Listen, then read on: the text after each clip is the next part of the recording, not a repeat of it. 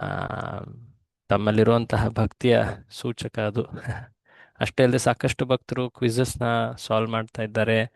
ರೆಕಾರ್ಡಿಂಗ್ಸ್ನ ಮತ್ತೆ ಕೇಳಿ ಅದರಿಂದ ಡೀಟೇಲ್ಸ್ ಎಲ್ಲ ತಿಳ್ಕೊಂಡು ಅದರಲ್ಲಿ ಏನಾದರೂ ಪ್ರಶ್ನೆ ಇದ್ದರೆ ಕೂಡ ಅದನ್ನು ಕೂಡ ಕೇಳ್ತಾ ಇದ್ದಾರೆ. ಇದೆಲ್ಲ ನೋಡಿ ತಮ್ಮೆಲ್ಲರ ಭಕ್ತಿ ಗಾಂಭೀರ್ಯ, ಭಕ್ತಿಯಲ್ಲಿ ಎಷ್ಟು ತಾವೆಲ್ಲರೂ ನಿಷ್ಠೆಯಿಂದ ನಡೀತಾ ಇದ್ದೀರಾ, ಶ್ರದ್ಧೆಯಿಂದ ನಡೀತಾ ಇದ್ದೀರಾ ಅನ್ನೋದು ತಿಳಿದು ಬರುತ್ತೆ. ತಮ್ಮೆಲ್ಲರಿಗೂ ಕೂಡ ನನ್ನ ಹೃತ್ಪೂರ್ವಕವಾದಂತಹ ಪ್ರಣಾಮಗಳು. ಹರೇ ಕೃಷ್ಣ.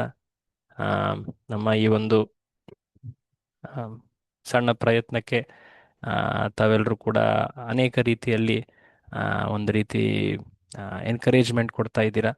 ಆ, ತಮ್ಮೆಲ್ರಿಗೂ ನಾನು ಕೃತಜ್ಞನಾಗಿದ್ದೀನಿ.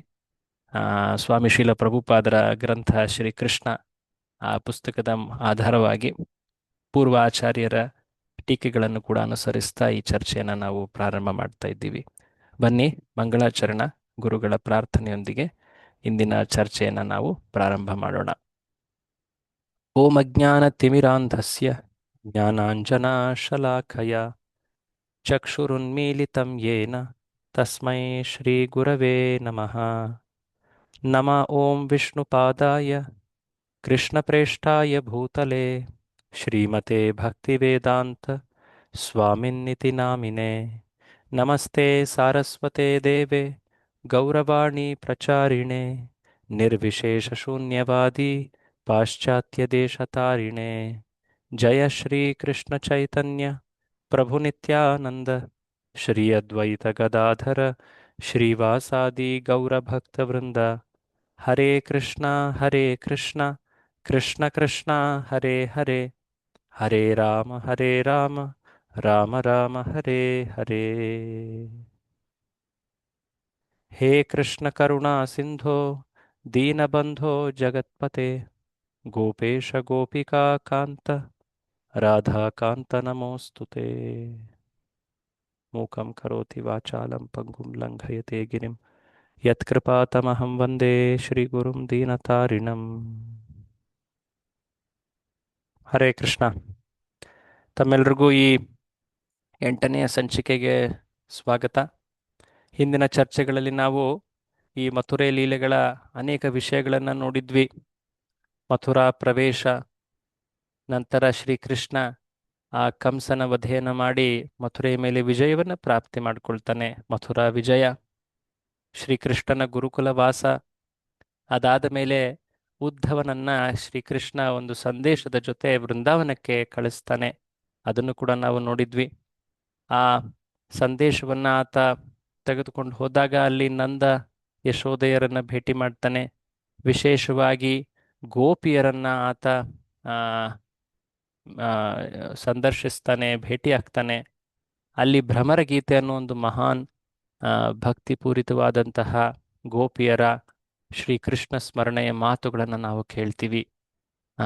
ಶ್ರೀಕೃಷ್ಣ ತನ್ನ ಪ್ರಿಯ ಭಕ್ತರನ್ನ ಉದ್ದೇಶಿಸಿ ಯಾಕೆ ಆತ ಅವರಿಂದ ಅಗಲಿದ್ದಾನೆ ಅನ್ನೋದನ್ನು ಕೂಡ ಅಲ್ಲಿ ವರ್ಣಿಸ್ತಾನೆ ಆ ಸಂದೇಶದಲ್ಲಿ. ಆ ಮಾತುಗಳನ್ನು ಕೇಳಿ ಗೋಪಿಯರಿಗೆ ಕಿಂಚಿತ್ತು ಸಾಂತ್ವನ, ಸಮಾಧಾನವಾಯಿತು. ಉದ್ಧವ ಸಾಕಷ್ಟು ತಿಂಗಳುಗಳು ಅಲ್ಲಿ ಆತ ಇದ್ದು ಶ್ರೀಕೃಷ್ಣನ ಲೀಲೆಗಳ ಔತಣವನ್ನು ಅವರೆಲ್ಲರಿಗೂ ನೀಡಿದ, ಅವರಿಂದ ಆಶೀರ್ವದಿಸಲ್ಪಟ್ಟ.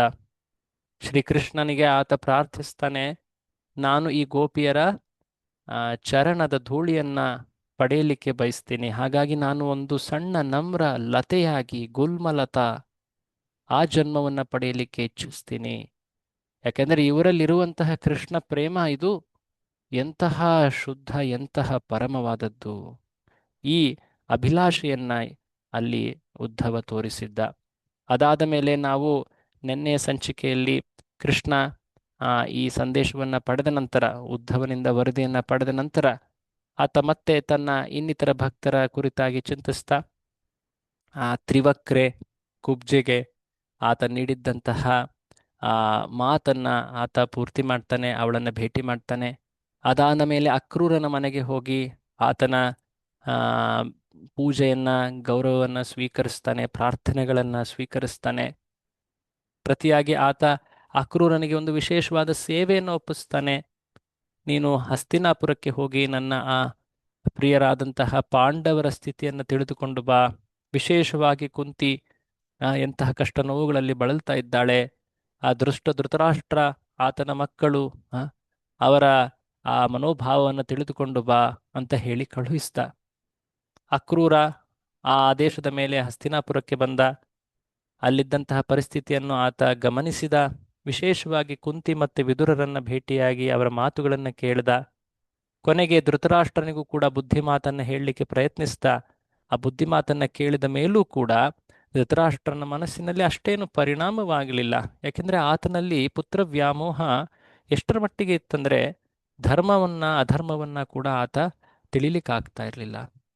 ಹೀಗೆ ಈ ಮಾತನ್ನ ಉದ್ಧವ ಬಂದು ಮತ್ತೆ ಕೃಷ್ಣನಿಗೆ ಹೇಳ್ತಾನೆ. ಇದಾದ ಮೇಲೆ ಕೃಷ್ಣ ಈಗ ಮಥುರೆಯ ರಕ್ಷಕನಂತೆ ಮುಂದಿನ ಲೀಲೆಗಳಲ್ಲಿ ಕಾಣಸಿಗ್ತಾನೆ. ಮಥುರೆ ಇದೊಂದು ಜನಪದ, ಅಂದರೆ ಅತಿ ಮುಖ್ಯ ನಗರಿ. ವೈದಿಕ ಸಂಸ್ಕೃತಿಯಲ್ಲಿ ಕೆಲವುಗಳನ್ನು ಗ್ರಾಮ ಅಂತ ಹೇಳ್ತಾರೆ, ಕೆಲವುಗಳನ್ನು ನಗರ ಅಂತ ಹೇಳ್ತಾರೆ, ಕೆಲವುಗಳನ್ನು ಜನಪದ, ಮಹಾಜನಪದ ಅಂತ ಹೇಳ್ತಾರೆ. ಆ ಈಗಿನ ಮಾತಿನಲ್ಲಿ ಹೇಳೋದಾದರೆ ಮೆಟ್ರೋಪಾಲಿಸ್ ಅಂತ ದೊಡ್ಡ ನಗರವಾಗಿತ್ತದು. ಅಲ್ಲಿ ಅನೇಕ ರೀತಿಯ ಜನರು, ವ್ಯಾಪಾರಿಗಳು, ಕ್ಷತ್ರಿಯರು, ಅನೇಕ ಆಧ್ಯಾತ್ಮಿಕ ಕಾರ್ಯಗಳನ್ನು ನೆರವೇರಿಸುವಂತಹ ಬ್ರಾಹ್ಮಣರು, ವಿವಿಧ ಕುಶಲಕರ್ಮಿಗಳು, ಅನೇಕ ರೀತಿಯ ಕಲೆಗಳನ್ನು ಧಾರಣೆ ಮಾಡಿ ನಡೆಸುವಂತಹ ಕಲೆಗಾರರು, ನೃತ್ಯ, ಕವಿತೆ, ಅನೇಕ ರೀತಿಯ ಪಾಂಡಿತ್ಯ, ಇವೆಲ್ಲವುಗಳನ್ನು ಪಾಲಿಸುವಂತಹ ಜನರು. ಅಷ್ಟೇ ಅಲ್ಲದೆ ಅಲ್ಲಿ ಅನೇಕ ರೀತಿಯ ಜೀವರಾಶಿಗಳಿದ್ವು, ಪ್ರಾಣಿಗಳು, ಪಕ್ಷಿಗಳು, ಸುಂದರವಾದಂತಹ ಉದ್ಯಾನವನಗಳು, ಇವೆಲ್ಲವುಗಳಿಂದ ಶೋಭಿತವಾಗಿತ್ತು. ಅದೊಂದು ಮಹಾಜನಪದ. ಅನೇಕ ಪೀಳಿಗೆಗಳಿಂದ ಯದುವಂಶೀಯರು ಆ ಸ್ಥಾನವನ್ನು ತಮ್ಮ ರಾಜಧಾನಿಯಾಗಿ ಅವರು ನೋಡಿಕೊಂಡು ಬಂದಿದ್ರು. ಕೆಲವು ವರ್ಷಗಳಿಂದ ಅದು ಕಂಸನ ದುಷ್ಟ ಆಡಳಿತಕ್ಕೆ ಒಳಗಾಗಿತ್ತು. ಆದರೆ ಈಗ ಕೃಷ್ಣ ಮತ್ತೆ ಬಂದ ಮೇಲೆ ಯದುವಂಶೀಯರನ್ನೆಲ್ಲರನ್ನೂ ಆತ ಮತ್ತೆ ವಾಪಸ್ ಸ್ವಾಗತ ಮಾಡ್ತಾನೆ. ಈಗ ಉಗ್ರಸೇನ ರಾಜನಾಗಿದ್ದಾನೆ. ಈಗ ಮಥುರೆಯಲ್ಲಿ ಕೃಷ್ಣ ಕಾವಲುಗಾರನಂತೆ ಆ ಮಥುರೆಯ ಜನರನ್ನ ಸದಾ ಸಂರಕ್ಷಿಸ್ತಾ ಇದ್ದಾನೆ. ಈ ಸಮಯದಲ್ಲಿ ನಾವಾಗಲೇ ತಿಳಿದಿರೋ ಹಾಗೆ ಕಂಸನ ವಧೆ ಆಗಿದೆ. ಕಂಸನಿಗೆ ಇಬ್ಬರು ಹೆಂಡತಿಯರಿದ್ದರು. ಅಸ್ತಿ, ಪ್ರಾಪ್ತಿ ಅನ್ನೋದು ಅವರ ಹೆಸರು. ಈ ಇಬ್ಬರೂ ಕೂಡ ದುಷ್ಟ ಜರಾಸಂಧನ ಪುತ್ರಿಯರು. ಈ ಪುತ್ರಿಯರು ಈಗ ವಿಧವೆಯರಾಗಿದ್ದಾರೆ. ಅವರು ತಮ್ಮ ತಂದೆಯ ಮನೆಗೆ ಹೋಗ್ತಾರೆ. ಹೋಗಿ ಆದ ವೃತ್ತಾಂತವನ್ನೆಲ್ಲ ಹೇಳ್ತಾರೆ. ತಂದೆ ಜರಾಸಂಧ ಅತ್ಯಂತ ಕುಪಿತನಾಗಿ ಕೃಷ್ಣನ ಮೇಲೆ ಆತನ ಕೋಪ, ಯಾದವರನ್ನೆಲ್ಲರನ್ನೂ ನಾನು ಕೊಲ್ತೀನಿ ಅನ್ನೋ ಒಂದು ಪ್ರತಿಜ್ಞೆಯನ್ನ ಮಾಡ್ತಾನೆ. ಆ ಪ್ರತಿಜ್ಞೆಯನ್ನ ಪಾಲಿಸುವಂತಹ ಒಂದು ಮಹಾ ಪ್ರಯತ್ನವನ್ನ ಈಗ ಆರಂಭಿಸ್ತಾ ಇದ್ದಾನೆ. ಬಳಿ ಇದ್ದಂತಹ ಎಲ್ಲ ಸೈನ್ಯವನ್ನ ಒಗ್ಗೂಡಿಸಿ, ಅಷ್ಟೇ ಅಲ್ಲದೆ ತನ್ನ ಮಿತ್ರ ರಾಜರು, ತನ್ನ ಅಡಿಯಿರುವಂತಹ ಅನೇಕ ರಾಜರೇನಿದ್ದಾರೆ ಅವರಿಂದೆಲ್ಲ ಆತ ಸೈನ್ಯವನ್ನ ಒಗ್ಗೂಡಿಸಿ ಸುಮಾರು 23 ಅಕ್ಷೌಹಿಣಿ ಸೈನ್ಯವನ್ನ ಆತ ಒಟ್ಟು ಮಾಡಿದ್ದಾನೆ. ನೋಡಿ, ಇಲ್ಲಿ ಕೆಳಗಡೆ ಒಂದು ಅಕ್ಷೌಹಿಣಿ ಸೇನೆ ಅಂದ್ರೆ ಅದರಲ್ಲಿ ಎಷ್ಟು ಸೈನಿಕರಿರ್ತಾರೆ ಅನ್ನೋ ಒಂದು ಗಣನೆಯನ್ನ ಹೇಳಲಾಗಿದೆ. ಮಹಾಭಾರತದಲ್ಲಿ ಇದರ ವರ್ಣನೆ ಬರುತ್ತೆ. ಯಾರಾದ್ರೊಬ್ರು ಓದ್ತೀರಾ ಇದನ್ನ? ಕೆಳಗಡೆ ಸಣ್ಣ ಅಕ್ಷರದಲ್ಲಿ ಬರೆದಿದೆ. ಒಂದು ಅಕ್ಷೌಹಿಣಿ ಸೇನೆ ಅಂದ್ರೆ ಎಷ್ಟು ಅಂತ. ಹರೇ ಕೃಷ್ಣ ಪ್ರಭು. ಓದ್ಲಾ ಪ್ರಭು? ಓದಿ ಜ್ಯೋತಿ ಮಾತಾಜಿ ಅವರೇ, ಓದಿ. ಹರೇ ಕೃಷ್ಣ ಪ್ರಭು, ದಂಡವತ್ ಪ್ರಣಾಮಗಳು. 21,870 ಆನೆಗಳು, 21,870 ರಥಗಳು, 65,610 ಕುದುರೆಗಳು ಮತ್ತು 1,09,350 ಪದಾತಿ ಸೈನಿಕರು. ಅಂದ್ರೆ ಅದು ಒಂದು ಅಕ್ಷೌಹಿಣಿ ಸೈನ್ಯವಾಗ್ತದೆ. ಸುಮಾರು 2 ಲಕ್ಷಕ್ಕೂ ಮಿಗಿಲಾಗಿ ಜನ. ಅಷ್ಟೊಂದು ಜನರು. ಕೆಲವರು ಕಾಲಾಳು ಸೈನಿಕರು, ಕೆಲವರು ಅಶ್ವಾರೂಢ ಸೈನಿಕರು, ಕೆಲವರು ರಥವನ್ನು ಆರೂಢ ಮಾಡಿರುವಂತಹ ರಥಿಗಳು, ಕೆಲವರು ಆನೆಯ ಮೇಲಿಂದ ಯುದ್ಧ ಮಾಡುವಂತಹ ಸೈನಿಕರು, ಯೋಧರು. ಆ, ಒಂದು ಅಕ್ಷೌಹಿಣಿ ಸೈನ್ಯ ಅಂದ್ರೆ ಇಷ್ಟು ಜನ ಇರ್ತಾರೆ, 2 ಲಕ್ಷ ಹತ್ತತ್ರ. ಆ, ತಾವೆಲ್ಲ ಕೇಳಿರೋ ಹಾಗೆ ಮಹಾಭಾರತದ ಕುರುಕ್ಷೇತ್ರ ಯುದ್ಧದಲ್ಲಿ ಒಟ್ಟಾರೆ ಎಷ್ಟು ಅಕ್ಷೌಹಿಣಿ ಸೈನ್ಯ ಇತ್ತು? 18 ಪ್ರಭು. 18 ಅಲ್ವಾ? 14. 18 18 ಒಟ್ಟಾರೆ. 11 ಅಕ್ಷೌಹಿಣಿ ಸೈನ್ಯ ಅದು ಕೌರವರು ಒಗ್ಗೂಡಿಸಿದ್ರು. 7 ಅಕ್ಷೌಹಿಣಿ ಸೈನ್ಯ ಅದು ಪಾಂಡವರ ಕಡೆಯಿಂದ ಇತ್ತು. ಇಲ್ಲಿ ನೋಡಿ, ಈಗಿನ್ನೂ ಆಕ್ಚುಲಿ ಹೇಳ್ಬೇಕಂದ್ರೆ ಕುರುಕ್ಷೇತ್ರ ಯುದ್ಧ ಈಗ ಇನ್ನೂ ಅದು ಪ್ರಾರಂಭವೇ ಆಗಿಲ್ಲ. ಇನ್ಫ್ಯಾಕ್ಟ್ ಕೌರವರು ಪಾಂಡವರು ಇನ್ನೂ ಹಸ್ತಿನಾಪುರದಲ್ಲೇ ಇದ್ದಾರೆ. ಸ್ವಲ್ಪ ಸಮಯದ ನಂತರ ಅವರನ್ನ ಅರಣ್ಯಕ್ಕೆ ಕಳಿಸಲಾಗುತ್ತೆ, ಅದೆಲ್ಲ ಮುಂದಿನ ವೃತ್ತಾಂತ. ಬಟ್ ಈಗ ಇಲ್ಲಿ ಕೃಷ್ಣ ಆತ ಈಗ 23 ಅಕ್ಷೌಹಿಣಿ ಸೈನ್ಯಗಳನ್ನು ಎದುರಿಸಲಿಕ್ಕೆ ಆತ ಮುಂದೆ ಹೋಗ್ತಾ ಇದ್ದಾನೆ. ಯಾಕೆಂದ್ರೆ ಈ ಜರಾಸಂಧ 23 ಅಕ್ಷೌಹಿಣಿ ಅಂದ್ರೆ ಸರಿಸುಮಾರು 46, ಹೆಚ್ಚು ಕಮ್ಮಿ 50 ಲಕ್ಷ ಅಂತ ತಿಳ್ಕೊಳ್ಳಿ. 50 ಲಕ್ಷ ಜನರ ಸೈನ್ಯದೊಂದಿಗೆ ಆತ ಅಟ್ಯಾಕ್ ಮಾಡ್ತಾ ಇದ್ದಾನೆ, ಆಕ್ರಮಣ ಮಾಡ್ತಾ ಇದ್ದಾನೆ, ಮುತ್ತಿಗೆ ಹಾಕ್ತಾ ಇದ್ದಾನೆ ಮಥುರೆಯ ಮೇಲೆ. ಈಗ ಶ್ರೀಕೃಷ್ಣ ಈ ಮಾತು ಆತನಿಗೆ ತಿಳಿದು ಬರುತ್ತೆ, ಈ ರೀತಿ ಎಲ್ಲ ತಯಾರಿ ಆಗ್ತಾ ಇದೆ ಅಂತ. ಆಗ ಭಗವಂತ ಒಬ್ಬ ಮನುಷ್ಯನಂತೆ, ಮನುಷ್ಯ ಹೇಗೆ ವರ್ತಿಸ್ತಾನೆ, ಸಾಮಾನ್ಯ ಕ್ಷತ್ರಿಯ ಹೇಗೆ ವರ್ತಿಸ್ತಾನೆ, ಹಾಗೆ ವರ್ತಿಸ್ತಾ ಇದ್ದಾನೆ. ಒಂದು ಯೋಜನೆ ಮಾಡ್ತಾ ಇದ್ದಾನೆ, ಚಿಂತಿಸ್ತಾ ಇದ್ದಾನೆ, ಹೇಗೆ ನನ್ನ ಈ ಮಥುರೆಯನ್ನ ರಕ್ಷಿಸಬೇಕು ಅಂತ. ಹೇಳಬೇಕಂದ್ರೆ ಆತನ ಪ್ರಜೆಗಳೆಲ್ಲರೂ ಹೆದರಿದ್ದಾರೆ, ಆದರೆ ಭಗವಂತ ಆತನಿಗೆ ಯಾವುದೇ ಭಯ ಇಲ್ಲ. ಒಂದು ದೊಡ್ಡ ಸಾಗರದಂತೆ ಜರಾಸಂಧನ ಸೇನೆ ಆತನ ಸಾಮ್ರಾಜ್ಯದ ಮುಂದೆ ಬಂದು ನಿಂತಿದೆ. ಈಗ ಕೃಷ್ಣ ಆತನ ಪ್ರಿಯ ಮಥುರೆಯನ್ನ ರಕ್ಷಿಸ್ಲಿಕ್ಕೆ ಯೋಚಿಸ್ತಾ ಇದ್ದಾನೆ. ಅದು ಒಂದು ರೀತಿ ಆಟ ಅವನಿಗೆ. ನೋಡಿ, ಭಗವಂತನ ಲೀಲೆಗಳಿಗೆ ಇನ್ನೊಂದು ಹೆಸರು ಕ್ರೀಡೆ ಅಂತ ಹೇಳ್ತಾರೆ. ಕ್ರೀಡೆ, ಕೃಷ್ಣ ಕ್ರೀಡೆ. ಕ್ರೀಡೆ ಅಂದ್ರೆ ಏನು? ಸಾಮಾನ್ಯ ಶಬ್ದ. ಕ್ರೀಡೆ ಅಂದ್ರೆ ಏನು? ಆಟ ಪ್ರಭು. ಆಟ. ಆಟ ಅಂದ ತಕ್ಷಣ ಏನ್ ಅರ್ಥ ನಮಗೆ ಮನಸ್ಸಿನಲ್ಲಿ ಬರುತ್ತೆ? ಏನೇನ್ ಭಾವನೆಗಳು ಮನಸ್ಸಿನಲ್ಲಿ ಬರುತ್ತೆ? ಆನಂದ, ಉಲ್ಲಾಸ. ಆನಂದ, ಉಲ್ಲಾಸ, ಯಾವುದೇ ಕಷ್ಟ ಅಥವಾ ದುಃಖ ಅನ್ಸೋದಿಲ್ಲ ಅಲ್ವೇ ಕ್ರೀಡೆಯಲ್ಲಿ? ಮಕ್ಕಳು ದಿನಪೂರ್ತಿ ಆಟವಾಡ್ತಾರೆ, ಅದ್ರಲ್ಲಿ ಏನೂ ನೋವು ಅನ್ಸೋದಿಲ್ಲ ಅವ್ರಿಗೆ. ಬಿಟ್ರೆ ಪೂರ್ತಿ ಊಟ ಎಲ್ಲ ಬಿಟ್ಟು, ಪಾಠ ಬಿಟ್ಟು ಎಲ್ಲ ಆಟವನ್ನೇ ಆಡ್ತಾ ಇರ್ತಾರೆ. ಯಾಕೆಂದ್ರೆ ಅದರಿಂದ ಅವರಿಗೆ ಆನಂದವಾಗ್ತದೆ, ಅವರ ಆನಂದದ ಅಭಿವ್ಯಕ್ತಿ. ಹೀಗೆ ಭಗವಂತ ಲೀಲೆಗಳನ್ನ ಮಾಡೋದಕ್ಕೆ ಕ್ರೀಡೆ ಅಂತ ಹೇಳ್ತಾರೆ. ಸಾಮಾನ್ಯ ಜನ ಕೂಡ ಕ್ರೀಡೆ ಆಡ್ಲಿಕ್ಕೆ ಅಂತ ಹೇಳಿ ಹೋಗ್ತಾರೆ, ರಿಲ್ಯಾಕ್ಸ್ ಮಾಡ್ಲಿಕ್ಕೆ ಅಥವಾ ರಿಫ್ರೆಶ್ ಆಗ್ಲಿಕ್ಕೆ ಅಂತ. ಆದರೆ ಭಗವಂತನ ಕ್ರೀಡೆ ಅದು ಆ ಕಾರ್ಯದಿಂದ ಲೀಲೆ ಆನಂದವನ್ನು ಅನುಭವಿಸ್ತಾ ಇಲ್ಲ ಆತ. ಇದು ತುಂಬಾ ತತ್ವದ ವಿಷಯ. ಏನಿದು? ಭಗವಂತನ ಲೀಲೆ ಏನಿದೆ ಅದು ಮಾಡುವುದರ ಹಿಂದೆ ಏನು ಉದ್ದೇಶ ಭಗವಂತನದ್ದು? ಆ ಲೀಲೆಗಳಿಂದ ಭಗವಂತ ಆನಂದವನ್ನ ಪಡಿತಾನೆ ಅನ್ನೋದಲ್ಲ, ಆ ಲೀಲೆಗಳೇ ಆನಂದದ ಅಭಿವ್ಯಕ್ತಿ. ಯಾಕೆ ಭಗವಂತ ಲೀಲೆಗಳನ್ನು ಮಾಡ್ತಾ ಇದ್ದಾನೆ? ಆತ ಎಷ್ಟು ಸಂತೋಷ, ಎಷ್ಟು ಆತನ ವ್ಯಕ್ತಿತ್ವದಲ್ಲಿ ಒಂದು ರೀತಿ ಹೊಸ ಹೊಸ ಭಾವನೆಗಳು, ಸ್ನೇಹಮಯ ಭಾವನೆಗಳು, ಆ ಉಲ್ಲಾಸ ಅನ್ನೋದು ಎಷ್ಟಿದೆ ಭಗವಂತನಲ್ಲಿ. ಅದು ನಮಗೆ ಹೇಗೆ ತಿಳಿಯುತ್ತೆ? ಅದು ಆತನ ಲೀಲೆಗಳ ಮೂಲಕ ತಿಳಿಯುತ್ತೆ. ಭಗವಂತನ ಲೀಲೆಗಳು ಕ್ರೀಡೆಗಳು. ನಿಜವಾಗಿ ಹೇಳಬೇಕಂದ್ರೆ ಅವುಗಳು ಕ್ರೀಡೆಗಳು ಅಂತ ಕರೆಸ್ಕೊಳ್ತವೆ. ಯಾಕೆಂದ್ರೆ ಅವು ಭಗವಂತನ ಆನಂದದ ಅಭಿವ್ಯಕ್ತಿಗಳು. ಭಗವಂತನವನ್ನೆಲ್ಲ ಬರಮಾಡ್ತಾನೆ, ಬನ್ನಿ ಬನ್ನಿ, ನಿಮಗೆ ಈ ಅಭಿಲಾಷೆ ಉಂಟಾ, ರೋಮಾಂಚನ ನೀವು ಅನುಭವಿಸ್ಬೇಕಾ, ಬನ್ನಿ ನನ್ನ ಲೀಲೆಗಳಲ್ಲಿ. ವಿಶೇಷವಾಗಿ ಇಲ್ಲಿ ಭಗವಂತನ ಆ ಶೌರ್ಯ ಪರಾಕ್ರಮವನ್ನ ನಾವು ನೋಡ್ತೀವಿ. ಸೊ ಹೀಗೆ ಭಗವಂತ ಸಾಮಾನ್ಯರಂತೆ ಚಿಂತಿಸ್ತಾ ಇದ್ದಾನೆ, ಸಾಮಾನ್ಯ ಕ್ಷತ್ರಿಯನಂತೆ. ಏನ್ ಚಿಂತಿಸ್ತಾನೆ ನೋಡಿ, ಮುಂದ್ಗಡೆ ಬರುತ್ತೆ. ಶ್ರೀಕೃಷ್ಣ ಯೋಚಿಸ್ತಾನೆ, ನನ್ನ ಉದ್ದೇಶ ಈ ಜಗತ್ತಿಗೆ ಬಂದಿರೋದು ಒಂದು ಕಾರಣ. ಬ್ರಹ್ಮ ಪ್ರಾರ್ಥಿಸಿದ್ದ, ಪೃಥ್ವಿ ಗೋರೂಪದಲ್ಲಿ ನನ್ನ ಬಳಿ ಬಂದು ಪ್ರಾರ್ಥಿಸಿದ್ಲು. ಏನಂತ ಪ್ರಾರ್ಥಿಸಿದ್ಲು? ನೆನಪು ಮಾಡ್ಕೊಳ್ಳಿ. ಆ ಬಾಲಕೃಷ್ಣ ವಿಭಾಗದಲ್ಲಿ ನಾವು ಆ ಮೊದಲನೇ ಪ್ರಸಂಗದಲ್ಲಿ ನೋಡಿದ್ವಿ.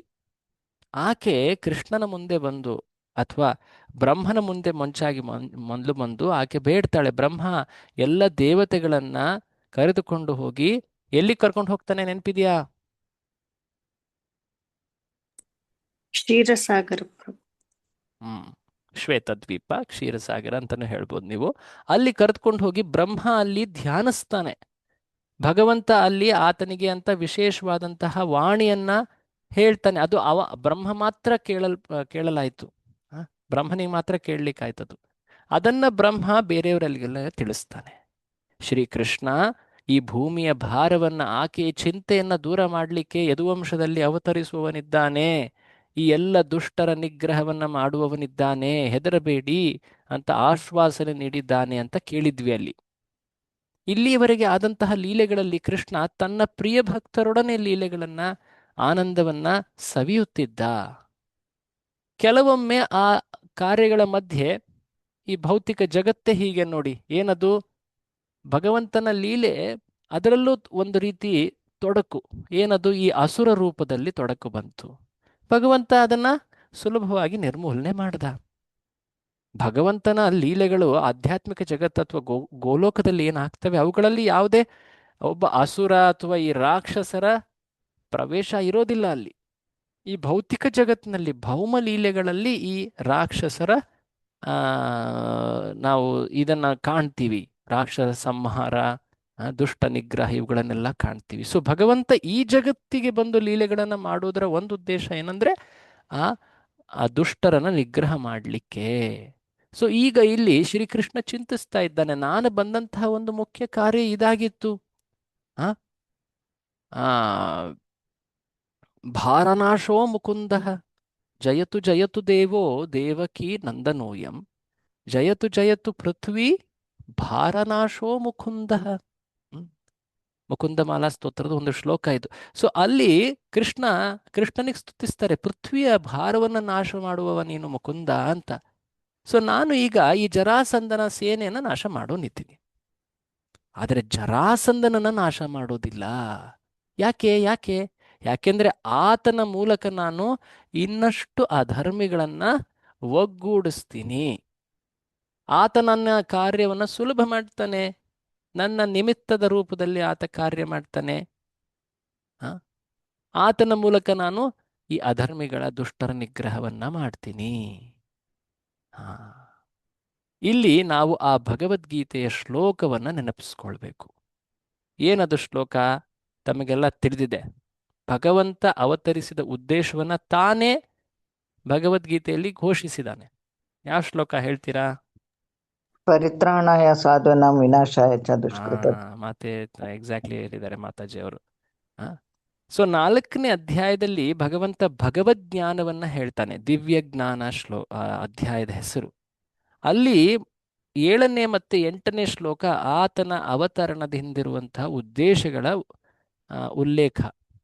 ಏನದು? ಮೊದಲನೇದು, ಯದಾ ಯದಾ ಹಿ ಧರ್ಮಸ್ಯ ಗ್ಲಾನಿ, ಧರ್ಮದ ಅವನತಿ ಯಾವಾಗ ಎಲ್ಲಿ ಆಗತ್ತೋ, ಅಭ್ಯುತ್ಥಾನಂ ಅಧರ್ಮಸ್ಯ, ಅಧರ್ಮದ ವೃದ್ಧಿ ಪ್ರಾಬಲ್ಯ ಎಲ್ಲಿ ಯಾವಾಗ ಆಗತ್ತೋ, ತದ್ ಆತ್ಮಾನಂ ಸೃಜಾಮ್ಯಹಂ, ಆಗ ನಾನು ಅವತರಿಸ್ತೇನೆ, ಪ್ರಕಟವಾಗ್ತೇನೆ. ಧರ್ಮಗ್ಲಾನಿಯಾಗಿ ಅಧರ್ಮದ ಪ್ರಾಬಲ್ಯವಾದಾಗ ನಾನು ಅವತರಿಸ್ತೇನೆ. ಯಾಕೆಂದ್ರೆ ನಾನು ಆ ಅಧರ್ಮವನ್ನ ನಾಶ ಮಾಡಿ ಧರ್ಮವನ್ನ ಸ್ಥಾಪನೆ ಮಾಡಬೇಕು.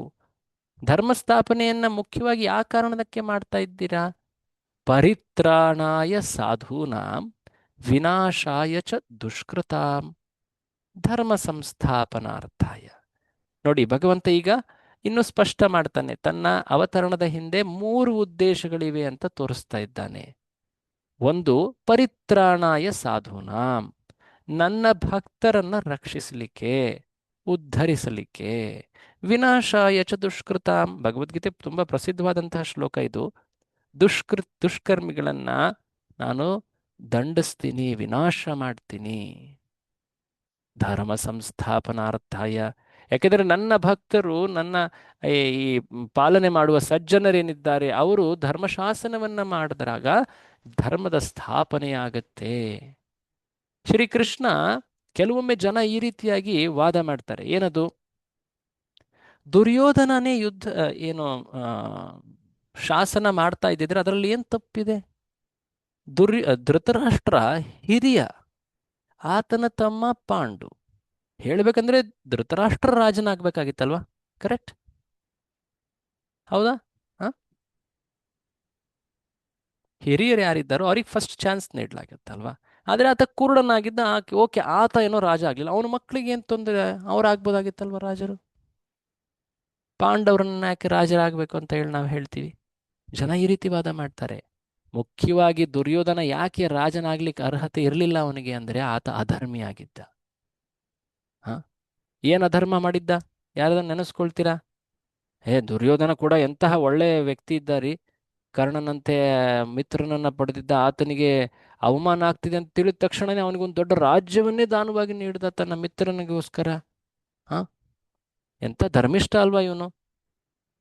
ಅವನು ದಾನ ಚೆನ್ನಾಗಿ ನೀಡ್ತಾ ಇದ್ದ, ಕೇಳಿ ಬಂದವ್ರಿಗೆಲ್ಲ ಕೊಡ್ತಾ ಇದ್ದ. ಅವನ ಶಾಸನದಲ್ಲಿ ಏನು ತಪ್ಪಿತ್ತು, ದುಷ್ಟತೆ ಇತ್ತು? ಎಸ್, ಯಾರಾದ್ರೂ ಉತ್ತರಿಸ್ತಿರೋದಕ್ಕೆ? ಹರೇ ಕೃಷ್ಣ. ಆ ಭಕ್ತರು ಮತ್ತು ಧರ್ಮಿಷ್ಠರಾಗಿರ್ತಕ್ಕಂಥ ಪಾಂಡವರಿಗೆ ಒಂದು ಚೂರು ಜಾಗವನ್ನು ಕೂಡ ಕೊಡ್ಲಿಲ್ಲ, ಸ್ವಲ್ಪ ಜಾಗವನ್ನು ಕೂಡ ಕೊಡ್ಲಿಲ್ಲ ರಾಜ್ಯದಲ್ಲಿ. ಮಾತಾಜಿ ಅವರು ಎಕ್ಸಾಕ್ಟ್ ಆಗಿ ಹೇಳಿದ್ರು. ಯಾರಿಗೆ ಏನು ಸಲ್ಲಬೇಕಿತ್ತೋ ಅದನ್ನ ಅವನು ನೀಡ್ಲಿಲ್ಲ, ಅದನ್ನ ಕಬಳಿಸಿದ. ಸ್ವಲ್ಪ, ಅವ್ರೇನು ಪೂರ್ತಿ ರಾಜ್ಯ ಬೇಕು ಅಂತ ಹೇಳಿರ್ಲಿಲ್ಲ, ಒಂದು ಸಣ್ಣ 5 ಹಳ್ಳಿಗಳನ್ನ ನೀಡಿದ್ರು, ಅದರಿಂದ ಅವರು ತಮ್ಮ ಕರ್ತವ್ಯ ಪಾಲನೆ ಮಾಡ್ತಾ ಹೋಗ್ತಾರೆ ಅಂತ ಕೃಷ್ಣನೇ ಕೇಳಿದ್ದ. ಆದರೂ ಕೂಡ ಅವನು ನಿರಾಕರಿಸಿದ್ದ. ಯಾಕೆ? ಅವರಿಗೆ 5 ಹಳ್ಳಿಯ ಅರ್ಹತೆ, ಯೋಗ್ಯತೆ ಅಥವಾ ಅಧಿಕಾರವು ಬೇಡವಾ? ಅವರು ಕ್ಷತ್ರಿಯರಲ್ವಾ? ಅಂತಹ ಹೊರರೂಪದಲ್ಲಿ ಕ್ಷತ್ರಿಯ ಕುಲದಲ್ಲಿ ಜನ್ಮಿಸದೇ ಇರುವಂತಹ ಕರ್ಣನಿಗೆ ಆತ ದೊಡ್ಡ ರಾಜ್ಯವನ್ನು ನೀಡಿದ್ದಾನೆ. ಆದರೆ ತನ್ನ ಸೋದರರಂತಿರುವಂತಹ ಈ ಪಾಂಡವರಿಗೆ ಒಂದು ಹಳ್ಳಿ ನೀಡೋಕ್ಕೂ ಕೂಡ ಆತ ನಿರಾಕರಿಸ್ತಾ ಇದ್ದಾನೆ. ಇದು ಅಧರ್ಮ ಅಲ್ವಾ? ಮತ್ತಿನ್ನೇನು ಹೇಳಿ? ಪ್ರಭು ಯಾರಿನ್ನಾದರೂ ಅವರು ಇದಕ್ಕೂ ಎಸ್ ಪ್ರಭು, ಅವರು ಮಾಡ್ದಿರೋ ಹಾ ಪಾಪ ಇಲ್ಲ ಪ್ರಭು. ಆತರ ಹಾ ನೋಡೋದಾದ್ರೆ 5 ರೀತಿ ಮಹಾಪಾಪಗಳನ್ನ ಹಾ ಮಾಡಿದ್ರೆ ಸಾಮಾನ್ಯ ಜನನು ಕೊಲ್ಬೋದು ಅಂತ ಹೇಳ್ತಾರೆ. ಹ್ಮ್ ಅದ್ರಲ್ಲಿ 5 ಪಾಪಗಳನ್ನ ಮಾಡಿಟ್ಟಿದ್ದಾರೆ: ವಿಷ ಹಾಕೋದು, ಬೆಂಕಿ ಹಚ್ಚೋದು, ಹೆಣ್ಣನ್ನ ಕಿಡ್ನಾಪ್ ಮಾಡುವಂಥದ್ದು, ಭೂಮಿ ಸಂಪತ್ತನ್ನ ಕಿತ್ಕೊಳ್ಳುವಂಥದ್ದು, ಐಶ್ವರ್ಯನ ಲೂಟಿ ಮಾಡುವಂಥದ್ದು ಎಲ್ಲ ಆಗಿದೆಯಲ್ಲ ಪ್ರಭು. ಕರೆಕ್ಟ್ ಕರೆಕ್ಟ್, ತುಂಬಾ 6 ಎಕ್ಸಾಕ್ಟ್ ಆಗಿ 6 ಹೇಳಿದ್ರಿ. ಆತತಾಯಿನ 6. ಆತ ತಾಯಿ, ಆ ಶಬ್ದ ಎಕ್ಸಾಕ್ಟ್ ಆಗಿ ಹೇಳಿದ್ರಿ ನೀವು. ಭಗವದ್ಗೀತೆ ಮೊದಲನೇ ಅಧ್ಯಾಯದಲ್ಲಿ ಈ ಶಬ್ದವನ್ನು ಉಪಯೋಗಿಸಿದ್ದಾರೆ. ಆತ ತಾಯಿಗಳಿವರು 6 ರೀತಿಯ 6 ರೀತಿಯ ಅಥವಾ 5 ಅಂತ ಹೇಳ್ತಾರೆ.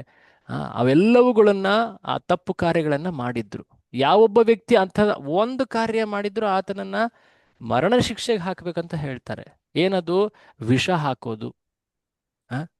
ಅದಲ್ಲದೆ ಜೀವಂತ ಸುಟ್ಟು ದಹನ ಮಾಡೋದಕ್ಕೆ ಪ್ರಯತ್ನ,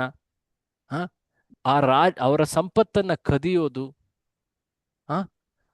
ಅದಾದ ಮೇಲೆ ಅಫ್ಕೋರ್ಸ್ ಅವರ ಪರಸ್ತ್ರೀಯರನ್ನು ಮನೆ ಹೆಣ್ಣನ್ನ ಅಪಹರಣ ಮಾಡಿ ಅಥವಾ ಅಪಹರಣ ಮಾಡುವುದು, ಅವಮಾನ ಮಾಡೋದು, ನೆಲವನ್ನು ವಶಪಡಿಸಿಕೊಳ್ಳುವುದು, ಆಸ್ತಿಯನ್ನ ಕಬಳಿಸೋದು, ಇವೆಲ್ಲವೂ ಕೂಡ ಅವೆಲ್ಲ ಆತತಾಯಿಗಳು, ಆತಂಕ ಅಂತ ಹೇಳ್ತಾರೆ. ಎಸ್, ಮುಖ್ಯವಾಗಿ ಇನ್ನೊಂದು ಸಿಂಪಲ್ ಉದಾಹರಣೆ ಅಂದ್ರೆ ನೋಡಿ, ಆ ಒಂದು ಎಪಿಸೋಡ್ ಸಾಕು, ದ್ರೌಪದಿಯ ಆ ವಸ್ತ್ರಹರಣದ ಇದು. ಮಾನಭಂಗ ಮಾಡುವುದು.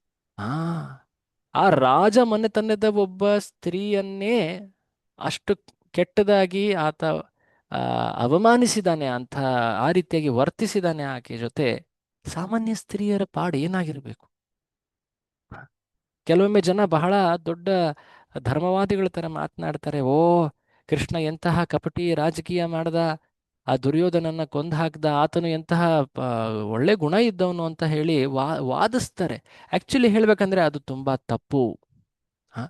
ಜನ ಕೆಲವರು ಈ ರೀತಿ ಕಾದಂಬರಿಗಳನ್ನು ಬರೆದಿದ್ದಾರೆ. ಓ, ಕರ್ಣನಂತಹ ಮಹಾದಾನಿ ಇಲ್ಲ, ದುರ್ಯೋಧನನಂತ ದೊಡ್ಡ ಸ್ನೇಹಿತನಿಲ್ಲ, ಅಶ್ವತ್ಥಾಮನಂತಹ ಗೆಳೆಯನಿಲ್ಲ, ಈ ರೀತಿಯಾಗಿ ಹೇಳ್ತಾರೆ. ಇದೆಲ್ಲ ನೋಡಿ, ವ್ಯಾಸರ ಮತವನ್ನ, ವ್ಯಾಸರೇ ಈ ಗ್ರಂಥವನ್ನ ನೀಡಿದವರು. ಅವರಿಗೆ ಆ ಪಾತ್ರಗಳ ನಿಜ ಪರಿಚಯ ಉಂಟು. ಅವರು ಏನು ಇದನ್ನ ಹೇಳ್ತಾರೆ ಅನ್ನೋದು ತಿಳ್ಕೊಳ್ಬೇಕು. ಸೊ ಧೃತರಾಷ್ಟ್ರನ ಮಗ ದುರ್ಯೋಧನ, ಈ ಎಲ್ಲ ಕೌರವರೇನಿದ್ದಾರೆ ಇವರೆಲ್ಲರೂ ಅಧರ್ಮಿಗಳಾಗಿದ್ದರು. ಹಾಗಾಗಿ ಕೃಷ್ಣ ಅವರಿಗೆ ಎಷ್ಟು ಬಾರಿ ಅವರಿಗೆ ಅವಕಾಶವನ್ನ ನೀಡ್ತಾನೆ, ತಿದ್ದುಕೊಳ್ತೀರಾ ಅಂತ. ಆದರೆ ಎಂದು ಆ ಸಂಧಾನದ ಕಾರ್ಯವೂ ವಿಫಲವಾದಾಗ, ಅವನನ್ನೇ ಹಿಡಿಲಿಕ್ಕೆ ಅಂತ ಹೋದಾಗ ಕೃಷ್ಣ ಆಗ ಹೇಳ್ತಾನೆ, ನಾನು ಈಗ ಯುದ್ಧದ ಅನಿವಾರ್ಯ ಸ್ಥಿತಿಯನ್ನು ತರಲೇಬೇಕಾಗತ್ತೆ ಅಂತ. ಸೊ ಹೀಗೆ ಕೃಷ್ಣ ಧರ್ಮಸ್ಥಾಪನೆ ಅದು ಆತನ ಮುಖ್ಯ, ಸಮಾಜಕ್ಕೆ ಒಂದು ಕಲ್ಯಾಣದ ಕಾರ್ಯವನ್ನು ಮಾಡಲಿಕ್ಕೆ ಮುಂದೆ ಹೋಗ್ತಾ ಇದ್ದಾನೆ. ಅಫ್ಕೋರ್ಸ್ ಇಲ್ಲಿವರೆಗೆ ನಾವು ಭಗವತ್ ಪ್ರೇಮದ ಬಗ್ಗೆ ಮಾತನಾಡಿದ್ದೀವಿ, ಆ ಲೀಲೆಗಳ ಉದ್ದೇಶಗಳನ್ನು ಅರಿತಿದ್ದೀವಿ. ಆದರೆ ನೋಡಿ, ಈ ಭಗವತ್ ಪ್ರೇಮವನ್ನು ಪಡಿಲಿಕ್ಕೆ ವ್ಯಕ್ತಿಗೆ ಭಕ್ತಿಯ ಪಾಲನೆ ಮಾಡಬೇಕು. ಆ ಭಕ್ತಿಯ ಪಾಲನೆ ಮಾಡೋದು ವ್ಯಕ್ತಿ ಹೇಗೆ ಸಾಧ್ಯ? ಆತನಿಗೆ ಸಮಾಜದಲ್ಲಿ ಒಂದು ಅನುಕೂಲಕರ ಸ್ಥಿತಿ ಇರಬೇಕು. ಆ ಅನುಕೂಲಕರ ಸ್ಥಿತಿ ಅದುವೇ ಧರ್ಮಸ್ಥಿತಿ. ಸಮಾಜದಲ್ಲಿ ಧರ್ಮದ ಪಾಲನೆ, ಆ ಧರ್ಮದ ಅನುಸರಣೆ ಆಗ್ತಾ ಇದ್ದರೆ ಪ್ರತಿಯೊಬ್ಬರು ಕೂಡ ತಮ್ಮ ಶ್ರದ್ಧೆ ಅನುಸಾರವಾಗಿ ಅವರು ಆಧ್ಯಾತ್ಮವನ್ನು ಪಾಲನೆ ಮಾಡಬಹುದು. ಭಗವಂತ ಇಲ್ಲಿ ಧರ್ಮ ಸ್ಥಾಪಿಸ್ತಾ ಇರೋದು ಇದು ಸಾಮಾಜಿಕ ಮಟ್ಟದಲ್ಲಿ ಮುಖ್ಯವಾಗಿ ಹೇಳ್ತಾ ಇದ್ದಾನೆ. ಆದರೆ ಅದರ ಮೂಲ ಉದ್ದೇಶ ಪ್ರತಿಯೊಬ್ಬ ಪ್ರತ್ಯೇಕ ಆತ್ಮದ ಉನ್ನತಿ, ಆಧ್ಯಾತ್ಮಿಕ ಉನ್ನತಿ, ಅದು ಭಗವತ್ ಪ್ರೇಮದ ಪ್ರಾಪ್ತಿ. ಸೊ ಪ್ರೇಮಕ್ಕೋಸ್ಕರ ಧರ್ಮದ ಸ್ಥಾಪನೆ, ಅದನ್ನೇ ಇಲ್ಲಿ ಭಗವಂತ ಹೇಳ್ತಾ ಇರೋದು. ಹೌದು, ಭಗವಂತ ಎಲ್ಲ ಜೀವಿಗಳನ್ನ ತನ್ನ ಲೀಲೆಗಳಿಗೆ ಆಕರ್ಷಿಸಿ ಅವರನ್ನ ತನ್ನ ಬಳಿ ಬರಲಿಕ್ಕೆ ಅಂತ ಆ ಆಸೆಯನ್ನ, ಪ್ರಬಲ ಇಚ್ಛೆಯನ್ನ ಅವರಲ್ಲಿ ಮೂಡಿಸ್ಲಿಕ್ಕೆ ಅಂತ ಇಲ್ಲಿ ಲೀಲೆಗಳನ್ನ ಮಾಡ್ತಾನೆ. ಅದರ ಜೊತೆಗೆ ಆ ಪಾಲನೆಗೆ ಅನುಕೂಲಕರವಾದಂತಹ ಸಾಮಾಜಿಕ ಸ್ಥಿತಿಯ ಸ್ಥಾಪನೆಯನ್ನ ಮಾಡ್ತಾನೆ. ಅನೇಕ ಅವತಾರಣಗಳಲ್ಲಿ ಇದನ್ನು ಮಾಡಿದ್ದಾನೆ. ಶ್ರೀರಾಮಚಂದ್ರ, ಪರಶುರಾಮ, ವರಾಹ, ವಾಮನ, ಎಲ್ಲ ಅವತಾರಗಳಲ್ಲಿ. ಸೊ ಇಲ್ಲಿ ಶ್ರೀಕೃಷ್ಣ ಈ ಉದ್ದೇಶವನ್ನ ಎಷ್ಟು ಪೂರ್ಣ ಮಟ್ಟಿಗೆ ನಮ್ಮ ಮುಂದೆ ಇದನ್ನು ಪ್ರದರ್ಶಿಸ್ತಾನೆ ಅನ್ನೋದು ಇಲ್ಲಿ ಜರಾಸಂಧನ ಪ್ರಸಂಗದಲ್ಲಿ ನಾವು ಕಾಣ್ತೀವಿ. ಸೊ ಈ ಜರಾಸಂಧನ ಪ್ರಸಂಗದಲ್ಲಿ ನೋಡ್ತಾ ಇದ್ದೀವಿ ನಾವು. ಈಗ ಜರಾಸಂಧ ಅಷ್ಟು ಸಂಖ್ಯೆಯಲ್ಲಿ ಕೃಷ್ಣನ ಮಥುರೆಯ ಮುಂದೆ ಬಂದು ನಿಂತಿದ್ದಾನೆ. ಕೃಷ್ಣ ಚಿಂತಿಸ್ತಾ ಇದ್ದಾನೆ, ಈತನನ್ನ ನಾನು ಕೊಲ್ಲೋದಿಲ್ಲ, ಆದರೆ ಈತನ ಎಲ್ಲ ಸೈನ್ಯವನ್ನ ನಾನು ನಾಶ ಮಾಡ್ತೀನಿ. ಕೃಷ್ಣ ಮುಂದೆ ಅಲ್ಲಿ ಮುಂದಿನ ಮಾತನ್ನ ಹೇಳ್ತಾ ತನ್ನ ಅಣ್ಣನಾದಂತಹ ಬಲರಾಮನ ಬಳಿ ಹೋಗ್ತಾನೆ. ಹೋಗಿ ಆತ ಹೇಳ್ತಾನೆ, ಅಣ್ಣ ಬಲರಾಮ, ನೋಡಿ ಇಲ್ಲಿ ನಮ್ಮ ಕಣ್ಮುಂದೆ ಈ 2 ರಥಗಳು ಇಲ್ಲಿ ಕಂಗೊಳಿಸ್ತಾ ಇವೆ. ನೀನೊಂದು ರಥ, ನಾನು ಇನ್ನೊಂದು ರಥ. ನಮ್ಮ ರಥ ಚಾಲಕರು ಕೂಡ ಅಲ್ಲಿ ತಯಾರಿದ್ದಾರೆ. ಬಾ, ನಾವು ಈ ಜಗತ್ತಿಗೆ ಬಂದಂತಹ ಮುಖ್ಯ ಒಂದು ಉದ್ದೇಶ ಸಮಾಜದಲ್ಲಿ ಒಂದು ಧರ್ಮದ ಸ್ಥಾಪನೆ, ಆ ಭೂಮಿಯ ಭಾರವನ್ನ ನಾಶ ಮಾಡುವುದು. ಪೃಥ್ವಿಯ ಭಾರ ನಾಶ ಮಾಡಲು ಬಂದಂತಹ ಮುಕುಂದನ ಈ ಕಾರ್ಯ. ಬಾ ಅಂತ ಹೇಳಿ ಆತ ಆಹ್ವಾನ ಮಾಡ್ತಾನೆ. ದಾರುಕನು ಕೂಡ ಅಲ್ಲಿ ತಯಾರಾಗಿ ನಿಂತಿದ್ದಾನೆ. ಕೃಷ್ಣ ರಥವನ್ನೇರಿ ಈಗ ಶಂಖನಾದವನ್ನ ಮಾಡ್ತಾನೆ, ಪಾಂಚಜನ್ಯ. ಆಗ ಅಲ್ಲಿದ್ದಂತಹ ಸುಮಾರು ಎಷ್ಟು ಜನ ಸೈನಿಕರಿದ್ರು ಎಣಿಕೆ ಮಾಡಿದ್ವಲ್ಲ ಈಗ ತಾನೆ? ಎಷ್ಟು ಜನ ಇದ್ರು ಒಟ್ಟಾರೆ? 1,09,000. ಅದು 1 ಅಕ್ಷೋಹಿಣಿಗಾಯ್ತು ಮಾತಾಜಿ ಅವರೇ. 23 ಅದು 1 ಅಕ್ಷೋಹಿಣಿ 50 ಪೂರ್ತಿ ಲಕ್ಷ. ಅಲ್ಲ, 50 ಲಕ್ಷ. ಸುಮಾರು 50 ಅಲ್ವಾ? 1 ಅಕ್ಷೋಹಿಣಿ ಅಂದ್ರೆ ಸುಮಾರು 2 ಲಕ್ಷ ಅಂತ ನಾವು ಟೋಟಲ್ ಆವರೇಜ್ ಅಗ್ರಿಗೇಟ್ ಅಂತ ಹೇಳ್ತೀವಿ. ಸೊ 23ಕ್ಕೆ ಎಷ್ಟಾಯ್ತು? 46, 48 ಅಥವಾ 50 ಅಂತ ತಿಳ್ಕೊಳ್ಳಿ. ಸೊ ಹೀಗೆ ಕೃಷ್ಣ ಆ ಶಂಖನಾದವನ್ನು ಒಂದು ಸಣ್ಣ ಸಂಖ್ಯೆಯಲ್ಲಿ ಕೆಲವು ಸೈನಿಕರ ಒಂದು ಸೇನೆಯನ್ನ ಆತ ಕರೆತರ್ತಾನೆ. ಮುಖ್ಯವಾಗಿ ಆತ ಮತ್ತೆ ಬಲರಾಮರು, ಇವರಿಬ್ಬರೇ ಮುಖ್ಯವಾಗಿ ಅಲ್ಲಿ ಕಾಣ್ತಾ ಇರೋದು. ಸೊ ಅವರಿಬ್ಬರು ಹೊರಬಂದು ಅಲ್ಲಿ ಜೋರಾಗಿ ಶಂಖನಾದವನ್ನ ಮಾಡಿ ಆ ಶತ್ರು ಸೈನಿಕರ ಮನಸ್ಸಿನಲ್ಲಿ ಭಯವನ್ನುಂಟು ಮಾಡ್ತಾರೆ. ಅವರೆಲ್ಲ ನಡುಗ್ಲಿಕ್ಕೆ ಪ್ರಾರಂಭ ಮಾಡ್ತಾರೆ. ಸೊ ಹೀಗೆ ಕೃಷ್ಣ ಬಲರಾಮರು ಮುಖ್ಯವಾಗಿ ನಿಂತಿದ್ದಾರೆ. ನೋಡಿ, ಇದೊಂದು ಹಳೆಯ ಪೇಂಟಿಂಗ್ ಸಿಕ್ತು, ಅದನ್ನೆಲ್ಲ ತೋರಿಸ್ತಾ ಇದ್ದೀನಿ. ಸೊ ಕೃಷ್ಣ ಅನೇಕ ರೂಪಗಳಲ್ಲಿ ಎಲ್ಲರ ಮುಂದೆ ಕಾಣಸಿಗ್ತಾನೆ. ಬಲರಾಮನು ಕೂಡ ಅಲ್ಲಿ ಮುಂದೆ ತಯಾರಾಗಿ ನಿಂತಿದ್ದಾನೆ. ಸೊ ಜರಾಸಂಧ ಮತ್ತೆ ಕೃಷ್ಣರ ಮಧ್ಯೆ ಯುದ್ಧವಾಗಲಿಕ್ಕೆ ಈಗ ಪ್ರಾರಂಭ ಆಗೋದಿದೆ. ಆದರೆ ಯುದ್ಧಕ್ಕೂ ಮುಂಚೆ ತಾವೆಲ್ಲ ಇದನ್ನ ಗಮನಿಸಿರ್ತೀರ. ಏನು? ಪ್ರತಿಸ್ಪರ್ಧಿಯ ಧೃತಿ ಅಥವಾ ಧೈರ್ಯವನ್ನ ಕುಗ್ಗಿಸ್ಲಿಕ್ಕೆ ಕೆಲ ವ್ಯಂಗ್ಯ, ಪ್ರಚೋದನಾತ್ಮಕ ಮಾತುಗಳನ್ನ ಹೇಳೋದು. ಆಗ ಅಲ್ಲಿ ಜರಾಸಂಧ ಹೇಳ್ತಾನೆ, ನೀನ್ ಯಾರು? ನೀನೊಬ್ಬ ಗೊಲ್ಲ. ನಿನ್ನ ಜೊತೆ ನಾನು ಯುದ್ಧ ಮಾಡೋದಿಲ್ಲ. ನೀನೊಬ್ಬ ಹೇಡಿ. ನಿನ್ನ ಜೊತೆ ಯುದ್ಧ ಮಾಡಿ ನಾನು ಯಾವ ಅಪಕೀರ್ತಿಯನ್ನ ಪಡಿಬೇಕು? ನನಗೆ ನಿನ್ನಂತ ಸಣ್ಣ ಬಾಲಕರ ಜೊತೆ ಯುದ್ಧ ಮಾಡ್ಲಿಕ್ಕೆ ಆಸೆ ಇಲ್ಲ. ಹೋಗ್ಬಿಡು. ನೀನು ಬಚ್ಚಿಟ್ಕೊಂಡು ನಿನ್ನ ಆ ಮಾವನನ್ನ ಕೊಂದು ಹಾಕದೆ ನೀನು ಬಲರಾಮ ನೀನು ಕ್ಷತ್ರಿಯ, ವಸುದೇವನ ಮಗ ನೀನು, ಬಾ ಯುದ್ಧ ಮಾಡು. ಆ? ಇವತ್ತು ನಿನ್ನನ್ನ ಕೊಂದ್ಬಿಟ್ಟು ನಿನ್ನನ್ನ ಸ್ವರ್ಗಕ್ಕೆ ಕಳಿಸ್ತೀನಿ, ಬಾ ಬಾ ಅಂತ ಹೇಳಿ ಜರಾಸಂಧ ಅಲ್ಲಿ ಈ ರೀತಿಯಾದ ಪ್ರಚೋದನಕಾರಿಗಳ ಮಾತನ್ನ ಹೇಳ್ತಾನೆ. ಕೃಷ್ಣ ಆಗ ಹೇಳ್ತಾನೆ, ಸರಿಯಾದ ನಿಜವಾದ ವೀರ ಶೂರರು ಈ ರೀತಿ ಅಹಂಕಾರ ಮಾತಾಡೋದಿಲ್ಲ, ಅವರು ಕಾರ್ಯ ಮಾಡಿ ತೋರಿಸ್ತಾರೆ. ಆ ನಿನ್ನ ಮಾತುಗಳು ಹಗುರವಾದವು, ನೋಡೋಣ ಬಾ ಅಂತ ಹೇಳಿ ಆಗ ಆ ಯುದ್ಧ ಪ್ರಾರಂಭ ಆಗ್ತದೆ. ತಕ್ಷಣವೇ ಜರಾಸಂಧನ ಅನೇಕ ಸಂಖ್ಯೆಯ ಸೈನಿಕರೆಲ್ಲರೂ ಕೂಡ ಆ ಕೃಷ್ಣ ಬಲರಾಮರ ರಥವನ್ನ ಮುತ್ತಿಗೆ ಹಾಕ್ಬಿಡ್ತಾರೆ. ಹೇಗೆ ಜೋರಾಗಿ ಬೀಸೋ ಗಾಳಿ ಕೆಲವೊಮ್ಮೆ ಆ ಮೋಡಗಳು ಸೂರ್ಯನನ್ನ ಕವಿದು ಬಿಡ್ತಾವೋ, ಅಥವಾ ಜೋರಾಗಿ ಬೀಸೋ ಗಾಳಿಯಿಂದ ಕೆಲವೊಮ್ಮೆ ಹೆಚ್ಚು ಹೊಗೆಯದ್ದು ಅಗ್ನಿ ಆಚ್ಛಾದಿತವಾಗಿ ಬಿಡ್ತದೋ, ಹಾಗೆ ಆ ಕ್ಷಣದಲ್ಲಿ ಆ ಸಮಯಕ್ಕೆ ಅದು ಆಗಿದೆ. ಏನಾಗಿದೆ ಅಲ್ಲಿ? ಆ ಕೃಷ್ಣ ಬಲರಾಮರ ಆ ರಥ ಏನಿದೆ ಜರಾಸಂಧನ ಸೈನ್ಯದಿಂದ ಪೂರ್ತಿಯಾಗಿ ಆವೃತ್ತವಾಗಿಬಿಟ್ಟಿದೆ. ಕಾಣ್ತಾನೆ ಇಲ್ಲ ಕೃಷ್ಣ ಬಲರಾಮರು. ಆ ಮಥುರೆಯ ಒಳಗಡೆ ಆ ಆ ಎತ್ತರದ ಶಿಖರದಂತಿರುವಂತಹ ಆ ನಿರೀಕ್ಷಣಾ ಶಿಖರಗಳು, ವಾಚ್ ಟವರ್ಸ್ ಅಂತ ಏನು ಹೇಳ್ತೀವಿ, ಅದ್ರ ಮೇಲಿಂದ ಸಾಕಷ್ಟು ಜನ ನೋಡ್ತಾ ಇದ್ರು ಕೃಷ್ಣ ಬಲರಾಮರು, ವಿಶೇಷವಾಗಿ ಸ್ತ್ರೀಯರು. ಕೃಷ್ಣ ಬಲರಾಮರು ಯಾವಾಗ ಕಾಣದಂತೆ ಆದರೂ ಅವರು ತುಂಬಾ ಆತಂಕದಲ್ಲಿ ನಾರಾಯಣ ಅಂತೇಳಿ ಜೋರಾಗಿ ಅವರು ಪ್ರಾರ್ಥಿಸ್ತಾರೆ. ಸೊ ಆಗ ತಕ್ಷಣವೇ, ಯಾಕೆಂದ್ರೆ ಅದು ಸಮಯದ ಮಾತಲ್ವಾ, ಸೂರ್ಯನನ್ನ ಮೋಡ ಮುಚ್ಚಲಿಕ್ಕಾಗತ್ತಾ? ಅಗ್ನಿಯನ್ನ ಹೊಗೆ ಮುಚ್ಚಲಿಕ್ಕಾಗತ್ತಾ? ಇಲ್ಲ. ಸೊ ಹಾಗೆ ತಕ್ಷಣವೇ ಶ್ರೀಕೃಷ್ಣ ವಿಶೇಷವಾಗಿ ತನ್ನ ಧನುಷನ್ನ ಧಾರಣೆ ಮಾಡ್ತಾನೆ. ಆತನ ಧನುಷ್ಯನ ಹೆಸರೇನು ಗೊತ್ತಾ? ಆತನ ಧನುಸ್ಸಿನ ಹೆಸರೇನು ಗೊತ್ತಾ? ಶಾರಂಗ ಧನುಸ್ಸು ಅಂತ ಇಲ್ಲೇ ಇದೆ. ಅಚ್ಚ, ಇಲ್ಲೇ ಇದೆಯಾ? ಶಾರಂಗ ಧನುಸ್ಸು. ಎಸ್. ಆತನ ಪ್ರತಿಯೊಂದು ಆಯುಧಕ್ಕೆ ಹೆಸರಿದೆ. ಆತನ ಗದೆಯ ಹೆಸರು ಕೌಮೋದಕಿ. ಆತನ ಶಂಖದ ಹೆಸರು ಏನು ನೋಡಿದ್ವಲ್ಲ ಈಗ ತಾನೆ, ಪಾಂಚಜನ್ಯ. ಪಾಂಚಜನ್ಯ. ಪಾಂಚಜನ್ಯ. ಆತನ ಚಕ್ರದ ಹೆಸರು ಸುದರ್ಶನ. ಸುದರ್ಶನ. ಆತನ ಖಡ್ಗದ ಹೆಸರು ಕೂಡ ಇದೆ, ನಂದಕ. ಆತನ ಇದ್ಯಾವ್ದಿದು ಈಗ ಬಿಲ್ಲು, ಧನುಸ್ಸು, ಶಾರಂಗ. ಶಾರ್ಂಗ ಧನ್ವಾ ಅಂತ ಬರುತ್ತಲ್ವಾ ವಿಷ್ಣು ಸಹಸ್ರನಾಮದಲ್ಲಿ. ಚಕ್ರಿ, ಆ ರೀತಿಯಾಗಿ ಅನೇಕ ಆತನ ಆ ಆಯುಧಗಳ ಬಗ್ಗೆನೂ ಭೀಷ್ಮ ಸ್ತುತಿಸ್ತಾನೆ. ಸೊ ಆ ಆಯುಧಗಳನ್ನು ಹಿಡಿದಿದ್ದಾನೆ, ವಿಶೇಷವಾಗಿ ಆ ಶಾರಂಗವನ್ನ ಹಿಡಿದಿದ್ದಾನೆ. ಆತ ಎಷ್ಟು ಬೇಗ ಆ ಶಾರಂಗವನ್ನ ಚಲಾಯಿಸ್ತಾ ಇದ್ದಾನೆ ಅಂದ್ರೆ, ಈಗ ಯಾವುದೇ ಒಬ್ಬ ಧನುರ್ಧಾರಿ ಇದ್ದಾನೆ, ಆತನಿಗೆ ತನ್ನ ಬತ್ತಳಿಕೆಯಿಂದ ಬಾಣವನ್ನ ತೆಗೆದು ಆ ಧನುಷ್ಸಿಗೆ ಹೂಡಿ ಅದನ್ನು ಬಿಡೋದಕ್ಕೆ ಸ್ವಲ್ಪ ಸಮಯ ಆಗತ್ತೆ.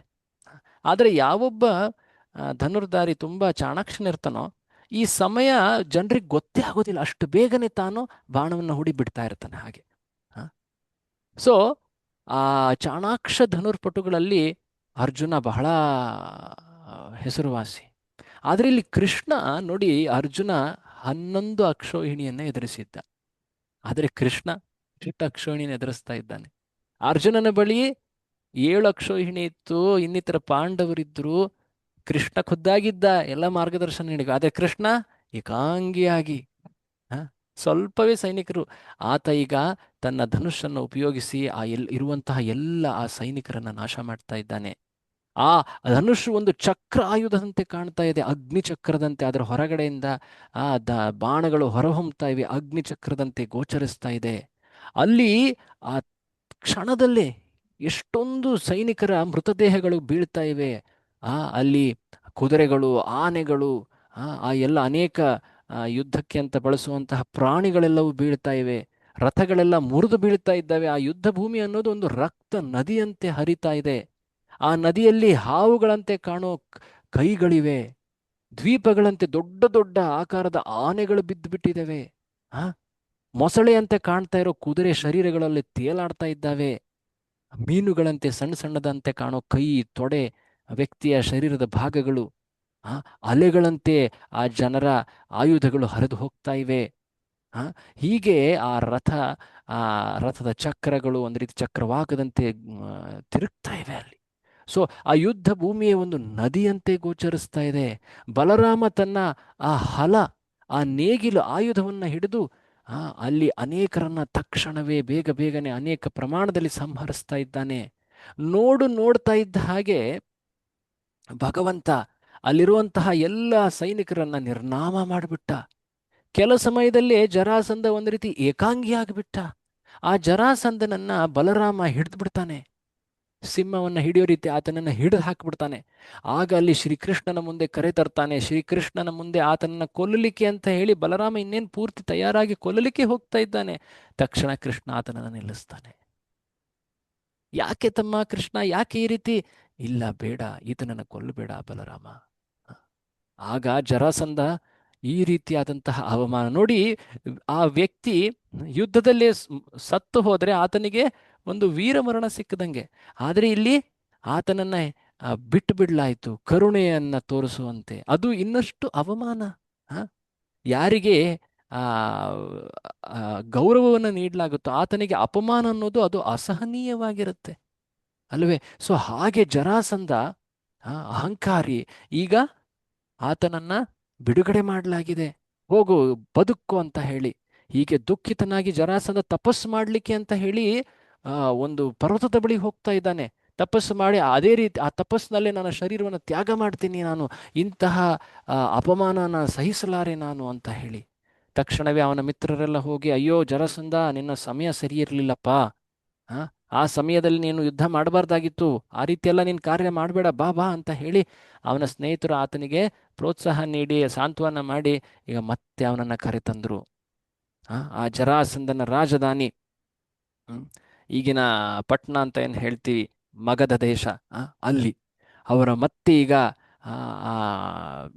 ತನ್ನ ಸೈನ್ಯವನ್ನ ಮತ್ತೆ ಅವನು ನಿರ್ಮಾಣ ಮಾಡ್ತಾ ಇದ್ದಾನೆ. ಜನರನ್ನೆಲ್ಲ ಅವನು ತರಬೇತಿ ನೀಡ್ತಾ ಇದ್ದಾನೆ, ಅನೇಕ ಸೈನಿಕರನ್ನ ಒಗ್ಗೂಡಿಸ್ತಾ ಇದ್ದಾನೆ. ಆದರೆ ಇಲ್ಲಿ ಈ ಯುದ್ಧ ಮುಗಿದ ನಂತರ ಮಥುರೆ ನಿವಾಸಿಗಳೆಲ್ಲರೂ ಕೂಡ ಸಂತೋಷದಲ್ಲಿ ಭಗವಂತನನ್ನ ಸ್ವಾಗತಿಸ್ತಾರೆ, ಸ್ತುತಿಸ್ತಾರೆ. ಸೊ ಹೀಗೆ ಮಥುರೆಯಲ್ಲಿ ಒಂದು ರೀತಿ ಅದರ ರಕ್ಷಣೆಯನ್ನ ಶ್ರೀಕೃಷ್ಣ ಮಾಡ್ದ. ಆತನಿಗೆ ಮಥುರಾಪತಿ, ಮಥುರೇಶ ಅಂತ ಹೇಳ್ತಾರೆ. ಹೊರರೂಪದಲ್ಲಿ ಮಥುರೆಯ ರಾಜ ಯಾರು? ಉಗ್ರಸೇನ. ಉಗ್ರಸೇನ. ಆದರೆ ಉಗ್ರಸೇನನನ್ನ ಪರಾಕ್ರಮದ ಮಾತಿನಲ್ಲಿ ಅಥವಾ ವಿಷಯದಲ್ಲಿ ಆತನ ಹೆಸರು ಹೇಳಲಾಗೋದಿಲ್ಲ. ಕೃಷ್ಣ ಆತನನ್ನ ರಾಜನನ್ನಾಗಿ ಮಾಡ್ದ. ಯಾಕೆಂದ್ರೆ ಆತ ಭಕ್ತನಾಗಿದ್ದ ಅಂತ, ವಿಶೇಷವಾದಂತಹ ಒಂದು ವಾತ್ಸಲ್ಯ ಆತನ ಮೇಲೆ ಅಷ್ಟೇ. ಆದರೆ ಮಥುರೆಯನ್ನ ರಕ್ಷಿಸುವವನು, ಪಾಲನೆ ಮಾಡುವವನು ಯಾರು? ಶ್ರೀಕೃಷ್ಣ. ಮಥುರೇಶ, ಮಥುರಾಪತಿ, ಮಥುರಾ ಶ್ಯಾಮ. ಸೊ ಹೀಗೆ ಜರಾಸಂಧ ಇದು ಒಂದೇ ಸಲ ಅಲ್ಲ, ಮುಂದೆ ಬರುವಂತಹ 16 ವರ್ಷಗಳು, ಪ್ರತಿ ವರ್ಷ ಪೂರ್ತಿ ಜರಾಸಂಧ ಸೈನ್ಯವನ್ನ ಒಗ್ಗೂಡಿಸ್ತಾ ಇದ್ದ, ಒಗ್ಗೂಡಿಸಿ ಮತ್ತೆ ಆಕ್ರಮಣ ಮಾಡ್ತಾ ಇದ್ದ. ಸೊ ಇದು ಒಮ್ಮೆ ಆಯಿತು. ಇದಾದ ಮೇಲೆ ಮತ್ತೆ 16 ಬಾರಿ, ಒಟ್ಟು 17 ಬಾರಿ, 17 ವರ್ಷಗಳು ಪ್ರತಿ ವರ್ಷ ಜರಾಸಂಧ ಈ ರೀತಿ ಆಕ್ರಮಣ ಮಾಡ್ತಾ ಇದ್ದ. ಕೃಷ್ಣ ಪ್ರತಿ ಬಾರಿ ಆತ ಬಂದು ಈ ರೀತಿಯಾಗಿ ಮಥುರೆಯನ್ನು ರಕ್ಷಿಸ್ತಾ ಇದ್ದ, ಎಲ್ಲ ಸೈನಿಕರನ್ನ ಕೊಲ್ತಾ ಇದ್ದ, ನಿರ್ನಾಮ ಮಾಡ್ತಾ ಇದ್ದ. ಈ ಒಬ್ಬ ವ್ಯಕ್ತಿನ ಬಿಟ್ಬಿಡ್ತಾ ಇದ್ದ. ಮತ್ತೆ ಹೋಗಿ ಆತ ಸೈನ್ಯವನ್ನ ಒಗ್ಗೂಡಿಸ್ಕೊಂಡು ಮತ್ತೆ ಮುಂದಿನ ವರ್ಷಕ್ಕೆ ಮತ್ತೆ ಬರ್ತಾ ಇದ್ದ. ವಾರ್ಷಿಕ ಹಬ್ಬದಂತೆ ಆಗ್ತಾ ಇತ್ತು ಕೃಷ್ಣನಿಗಿದೊಂಥರ. ಆದರೆ ಕೃಷ್ಣ ಈ ರೀತಿಯಾಗಿ ಪದೇ ಪದೇ ನನ್ನ ಜನರ ಮೇಲೆ ಆಕ್ರಮಣವಾಗ್ತಾ ಇದೆ. ಅಫ್ಕೋರ್ಸ್ ನಾನು ದುಷ್ಟ ನಿಗ್ರಹವನ್ನ ಮಾಡ್ತಾ ಇದ್ದೀನಿ, ಯಾಕೆಂದ್ರೆ ಈತ ನನ್ನ ನಿಮಿತ್ತನಂತೆ ಎಲ್ಲರನ್ನ ಇಲ್ಲಿಗೆ ಕರಿತರ್ತಾ ಇದ್ದಾನೆ, ಮನೆ ಮುಂದೆನೆ ಕರ್ತಾ ಇದ್ದಾನೆ. ಅವ್ರನ್ನೆಲ್ಲ ನಾನು ಇಲ್ಲೇ ಕೊಂದು ನನ್ನ ಭಕ್ತರಿಂದ ದೂರವಾಗದೆ ನನ್ನ ಕಾರ್ಯವನ್ನು ಪೂರ್ತಿ ಮಾಡ್ತಾ ಇದ್ದೀನಿ. ಆದರೆ 18ನೇ ಬಾರಿ ಒಂದು ವಿಶೇಷವಾಗ್ತಾ ಇದೆ. ಆ 18ನೇ ವರ್ಷ ಈಗ ಪೂರ್ತಿ ತಯಾರಾಗಿ ಜರಾಸಂಧ ಮಗಧವನ್ನು ತೊರೆದು ಈಗ ಮಥುರೆಯ ಹೊರ ಪ್ರದೇಶದಲ್ಲಿ ಬಿಡಾರ ಹಾಕಿದ್ದಾನೆ. 23 ಅಕ್ಷೋಹಿಣಿ ಸೈನ್ಯ ತಯಾರಾಗಿದೆ. ಇನ್ನೇನು ನಾಳೆ ಅಥವಾ ನಾಡಿದ್ದು ಮಥುರೆ ಬಳಿ ಬಂದು ಆಕ್ರಮಣ ಮಾಡೇ ತೀರ್ತಾನೆ. ಈ ಸುದ್ದಿ ಬಂದುಬಿಟ್ಟಿದೆ. ಅದೇ ಸಮಯದಲ್ಲಿ ಇನ್ನೊಬ್ಬ ವ್ಯಕ್ತಿ, ಈತ ಎಂಥ ನೀಚ ಅಂದ್ರೆ, ಈತ ಹೇಳ್ಬೇಕಂದ್ರೆ ಈ ಭಾರತ ಪ್ರದೇಶದ ಹೊರಗಡೆಯಿಂದ ಬಂದವನು. ಈತನನ್ನ ಯವನ ಅಂತ ಹೇಳ್ತಾರೆ. ಆತನ ಯವನ ಜಾತಿ, ಅಂದರೆ ಮಾಂಸ ಭಕ್ಷಕರು, ವೈದಿಕ ಆ, ಕಾ ಸಂಸ್ಕೃತಿಯನ್ನು ಪಾಲನೆ ಮಾಡದವರು, ವಿರುದ್ಧ ಕಾರ್ಯಗಳನ್ನು ಮಾಡೋರು, ಹಿಂಸಿಸುವವರು, ಯವನರು. ಒಂದು ರೀತಿ ಇವರನ್ನ ಅಂತ್ಯಜರು ಅಂತ ಹೇಳ್ತಾರೆ. ಯಾವೊಬ್ಬ ವ್ಯಕ್ತಿ ವೈದಿಕ ಸಂಸ್ಕೃತಿಯನ್ನು ಪಾಲಿಸೋದಿಲ್ವೋ, ವಿಶೇಷವಾಗಿ ಪ್ರಾಣಿವಧೆ, ಆ, ಈ ರೀತಿಯಾದಂತಹ ಬೇಸಿಕ್ ಏನು ಶಿಷ್ಟಾಚಾರ ಇದೆ ಅದನ್ನು ಪಾಲಿಸದೇ ಇರೋರು, ಅವರಿಗೆ ಯವನರು ಅಂತಾರೆ. ಆ, ಅಂತಹ ಯವನ, ಈತನ ಹೆಸರು ಕಾಲಯವನ ಅಂತ. ಈ ಕಾಲಯವನ ಒಬ್ಬ ವಿಚಿತ್ರ ವ್ಯಕ್ತಿ. ಈತ ಸುಮಾರು 300 ಲಕ್ಷ ಸೈನಿಕರನ್ನ ಒಗ್ಗೂಡಿಸ್ಕೊಂಡು ಈಗ ಮಥುರೆ ಮೇಲೆ ಆಕ್ರಮಣ ಮಾಡಿಬಿಟ್ಟಿದ್ದಾನೆ. ಈತನು ಆಕ್ಚುಲಿ ನಾರದರಿಂದ ಈ ಮಾತನ್ನ ಕೇಳ್ದ. ಏನಂತ? ನಿನಗೆ ಸರಿಸಮಾನನಾಗಿ ಯುದ್ಧ ಮಾಡುವಂತಹ ವ್ಯಕ್ತಿ ಅಂದ್ರೆ ಆತ ಒಬ್ಬನೇ, ಈ ವೃಷ್ಣಿ ಕುಲದ ಪ್ರದೀಪ, ಅದುವೇ ಅವನೇ ಈ ಶ್ರೀಕೃಷ್ಣ ಅಂತ. ಹಾ, ಹೌದಾ? ಯಾಕೆಂದ್ರೆ ಈ ಕಾಲಯವನನ ಒಂದು ರೀತಿ ಹುಟ್ಟೆ ವೃಷ್ಣಿ ವಂಶಕ್ಕೆ ಭಯವನ್ನುಂಟು ಮಾಡಲಿಕ್ಕೆ ಅಂತ ಇತ್ತು. ಈ ಉದಾಹರಣೆ, ಈ ಪ್ರಸಂಗ ಬರುತ್ತೆ ಹೇಳ್ಬೇಕಂದ್ರೆ, ಆ ಗರ್ಗಮುನಿ, ಆತನ ಮಗ ಗಾರ್ಗ್ಯ. ಈ ಗಾರ್ಗ್ಯ ಒಂದು ತಪ್ಪು ಕೆಲಸ ಮಾಡ್ದ, ಏನೋ ಒಂದು ವಿನೋದದ ಕೆಲಸ ಮಾಡಿದ್ದ. ಹಾಗಾಗಿ ವೃಷ್ಣಿಗಳು ಅವನನ್ನ ಸ್ವಲ್ಪ ಹೀಯಾಳಿಸಿದ್ರು. ಆ ಅವಮಾನವನ್ನ ಆತ ಸಹಿಸಲಾರದೆ, ಈ ವೃಷ್ಣಿಯರಿಗೆ ನಾನು ಒಂದು ಪಾಠ ಕಲಿಸ್ಬೇಕು ಅಂತ ತಕ್ಷಣವೇ ಆತ ಘೋರ ತಪಸ್ಸನ್ನ ಮಾಡ್ತಾನೆ ಶಿವನ ಕುರಿತಾಗಿ. ಶಿವನಿಂದ ವರವನ್ನ ಪಡಿತಾನೆ. ನಾನು ಈ ಯದುವಂಶೀಯರಿಗೆ ಭಯ ಉಂಟು ಮಾಡಬೇಕು, ಅವರನ್ನು ನಾನು ಕೊಲ್ಲಬೇಕು. ಶಿವನಿಗೆ ಒಂದು ಧರ್ಮ ಸಂಕಟ, ಏನಿದು, ನನ್ನ ಸ್ವಾಮಿಯ ಭಕ್ತರ ವಿರುದ್ಧವಾಗಿ ಈತ ವರವನ್ನ ಕೇಳ್ತಾ ಇದ್ದಾನೆ ಅಂತ. ಶಿವ ಹೇಳ್ತಾನೆ, ಓಕೆ, ನೀನು ಆ ವೃಷ್ಣಿಯರಿಗೆ ಮಹಾಭಯವನ್ನ ಉಂಟು ಮಾಡುವಂತಹ ವರವನ್ನು ನಾನು ನಿನಗೆ ನೀಡ್ತೀನಿ ಅಂತ ಹೇಳ್ಬಿಟ್ಟು ಶಿವ ಅಂತರ್ಧಾನ ಆಗ್ಬಿಡ್ತಾನೆ. ಹೋ, ಮಹಾಭಯ ಅಂದ್ರೆ ಮೃತ್ಯುವೆ ಅಂತ ಹೇಳಿ ಹೊರಗೆ ಬಂದ ನಮ್ಮ ಈ ಅಸುರ ಗಾರ್ಗ್ಯ. ಆಕ್ಚುಲಿ ಇದನ್ನ ಮಾಡಿ ಗಾರ್ಗ್ಯ ಈ ವರವನ್ನ ಪಡೆದ ನಂತರ ಆತ ಒಬ್ಬ ಯವನ ರಾಜನ ಹೆಂಡತಿ, ಅವಳನ್ನ ಭೋಗಿಸಿ ಅವಳಿಂದ ಈ ಸಂತಾನವನ್ನ ಪಡೆದ ಆತನೇ ಈ ಕಾಲಯವನ. ಈ ಕಾಲಯವನ ನೋಡ್ಲಿಕ್ಕೆ ತುಂಬಾ ಭೀಕರನಾಗಿದ್ದ, ಅಷ್ಟೇ ಪ್ರಬಲನಾಗಿದ್ದ. ವಿಶೇಷವಾದಂತಹ ಆ ಒಂದು ವರದ ಪ್ರಭಾವದಿಂದ ಈತ ಜನ್ಮಿಸಿದ್ದ. ಕಾಲಯವನ ತನ್ನೆಲ್ಲ ಸೈನಿಕರೊಡನೆ ಅಲ್ಲಿ ಮಥುರೆಯ ಬಳಿ ಬಂದಿದ್ದಾನೆ. ಸುಮಾರು 300 ಲಕ್ಷ ಸೈನಿಕರ ಜೊತೆ ಬಂದ್ಬಿಟ್ಟಿದ್ದಾನೆ. ಅಲ್ಲಿ ಇವನ ಹತ್ರ ಎಷ್ಟು ಜನ ಸೈನಿಕರಿದ್ದಾರೆ ಮತ್ತೊಮ್ಮೆ ನೆನಪಿಸ್ಕೊಳ್ಳಿ. ಜರಾಸಂಧ 50 ಲಕ್ಷನ ಪ್ರಭು. ಸರಿ, ಸುಮಾರು 50 ಲಕ್ಷ, ಹತ್ತತ್ರ 46, 48. ಇಲ್ಲಿ ಇವನ ಹತ್ರ 300 ಲಕ್ಷ ಸೈನಿಕರು. ಈಗ ಮಥುರೆಗೆ 2 ವಿಪತ್ತುಗಳು ಬಂದ್ಬಿಟ್ಟಿದ್ದಾವೆ. ಎರಡೂ ಕಡೆಯಿಂದ ಆಪತ್ತು. ಯಾವ ಕಡೆಯಿಂದ ರಕ್ಷಣೆ ಮಾಡೋದು, ನಮ್ಮ ಪ್ರಜೆಗಳ ರಕ್ಷಣೆಯನ್ನ ಹೇಗೆ ಮಾಡೋದು ಅಣ್ಣ ಬಲರಾಮ ಅಂತ ಕೃಷ್ಣ ಯೋಚಿಸ್ತಾ ಇದ್ದಾನೆ. ಈ ರೀತಿ ಪದೇ ಪದೇ ನಮ್ಮ ಭಕ್ತರಿಗೆ ಅನೇಕ ರೀತಿಯ ಪೀಡೆಗಳು, ಅನೇಕ ರೀತಿಯ ಆಕ್ರಮಣಗಳು ಆಗ್ತಾ ಇವೆ. ನಾವು ಅಂತಹ ಒಂದು ನಗರವನ್ನ ನಿರ್ಮಾಣ ಮಾಡೋಣ. ಆ ನಗರಕ್ಕೆ, ಆ ನಗರದ ರಚನೆಯೇ ರಕ್ಷಣೆ. ಆ ನಗರದ ದ್ವಾರಗಳು ಎಲ್ಲಿವೆ ಅನ್ನೋದು ಗುರ್ತು ಹಿಡಿಲಿಕ್ಕೂ ಆಗಬಾರದು. ದ್ವಾರಕಃ ದ್ವಾರಕಾ ಒಂದು 12 ಯೋಜನೆ, ಅಂದ್ರೆ 1 ಯೋಜನ ಅಂದ್ರೆ 8 ಮೈಲಿ, ಅಥವಾ 1 ಯೋಜನೆ ಅಂದ್ರೆ ಸರಿಸುಮಾರು 12 ಕಿಲೋಮೀಟರ್ ಆಗುತ್ತೆ.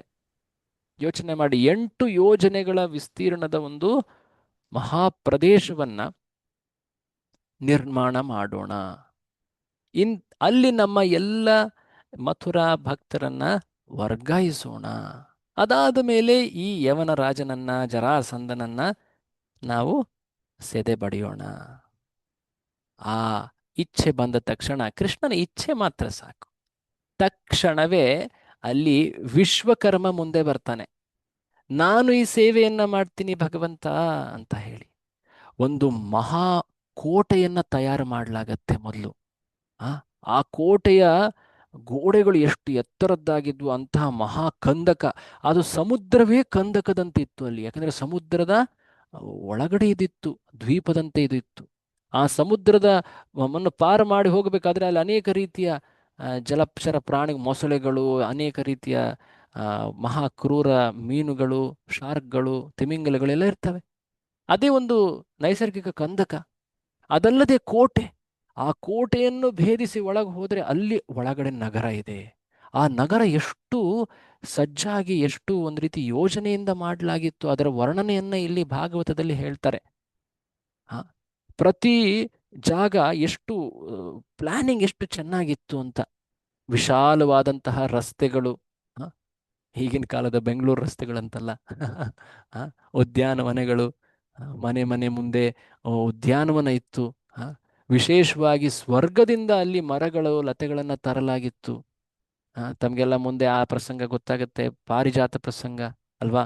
ಪಾರಿಜಾತ ವೃಕ್ಷನ ಕೃಷ್ಣ ಸ್ವರ್ಗದಿಂದ ತಂದಿದ್ದ. ಅಲ್ಲಿರುವಂತಹ ಗೋಪುರಗಳು, ವಿಶೇಷವಾಗಿ ಕಾವಲನ್ನು ಕಾಯಲಿಕ್ಕೆ ಅಂತ ವಿಶೇಷವಾದಂತಹ ಕಾವಲು ಗೋಪುರಗಳು, ವಾಚ್ ಟವರ್ಸ್. ಅದಲ್ಲದೆ ಪ್ರತಿ ಮನೆಯಲ್ಲಿ ಆ ಕಾವಲು ಗೋಪುರ ಮತ್ತೆ ಒಂದೊಂದು ದೇವಸ್ಥಾನ ಇತ್ತು. ನೋಡಿ, ಆ ರೀತಿ ವರ್ಣನೆ ಮಾಡ್ತಾರೆ. ಎಲ್ಲ ರೀತಿಯ ಜನರು ಅಲ್ಲಿ ವಾಸಿಸ್ತಾ ಇದ್ರು. ಪೂರ್ತಿಯಾಗಿ ಹೇಳ್ಬೇಕಂದ್ರೆ ಆ ದ್ವಾರಕ್ಕೆ ಸ್ವಯಂ ಏನ್ ಹೇಳ್ತಾರೆ, ತನ್ನಲ್ಲಿಯೇ ಪೂರ್ತಿಯಾಗಿತ್ತು. ಸೆಲ್ಫ್ ಸಫಿಷಿಯೆಂಟ್ ಅಂತ ಹೇಳ್ತಾರಲ್ಲ, ಅದಕ್ಕೆ ಬೇಕಾದದ್ದೆಲ್ಲವೂ ಕೂಡ ಅದರೊಳಗೆ ಇತ್ತು. ಹೊರಗೆ ಹೋಗೋ ಅಗತ್ಯವೇ ಇರಲಿಲ್ಲ. ವಿಶೇಷವಾಗಿ ಶ್ರೀಕೃಷ್ಣನ ಅದ್ಭುತ ನಿವಾಸ ಸ್ಥಾನ, ಅರಮನೆಗಳು, ಅವು ವಿಶೇಷ ಆಕರ್ಷಣೆ ಆಗಿತ್ತು. ಅಲ್ಲಿ ವಿಶೇಷವಾಗಿ ರಾಜಶಾಸನಕ್ಕೆ ಅಂತ ಒಂದು ದೊಡ್ಡ ಸಭೆಯನ್ನ ಯಾದವರು ಸ್ವರ್ಗಲೋಕದಿಂದ, ಇಂದ್ರನಿಂದ ತಂದಿರ್ತಾರೆ. ಸುಧರ್ಮ ಅನ್ನೋ ಒಂದು ಸಭೆ, ಅದು ಸಭಾ ಮಂಟಪ, ಅಸೆಂಬ್ಲಿ ಹಾಲ್.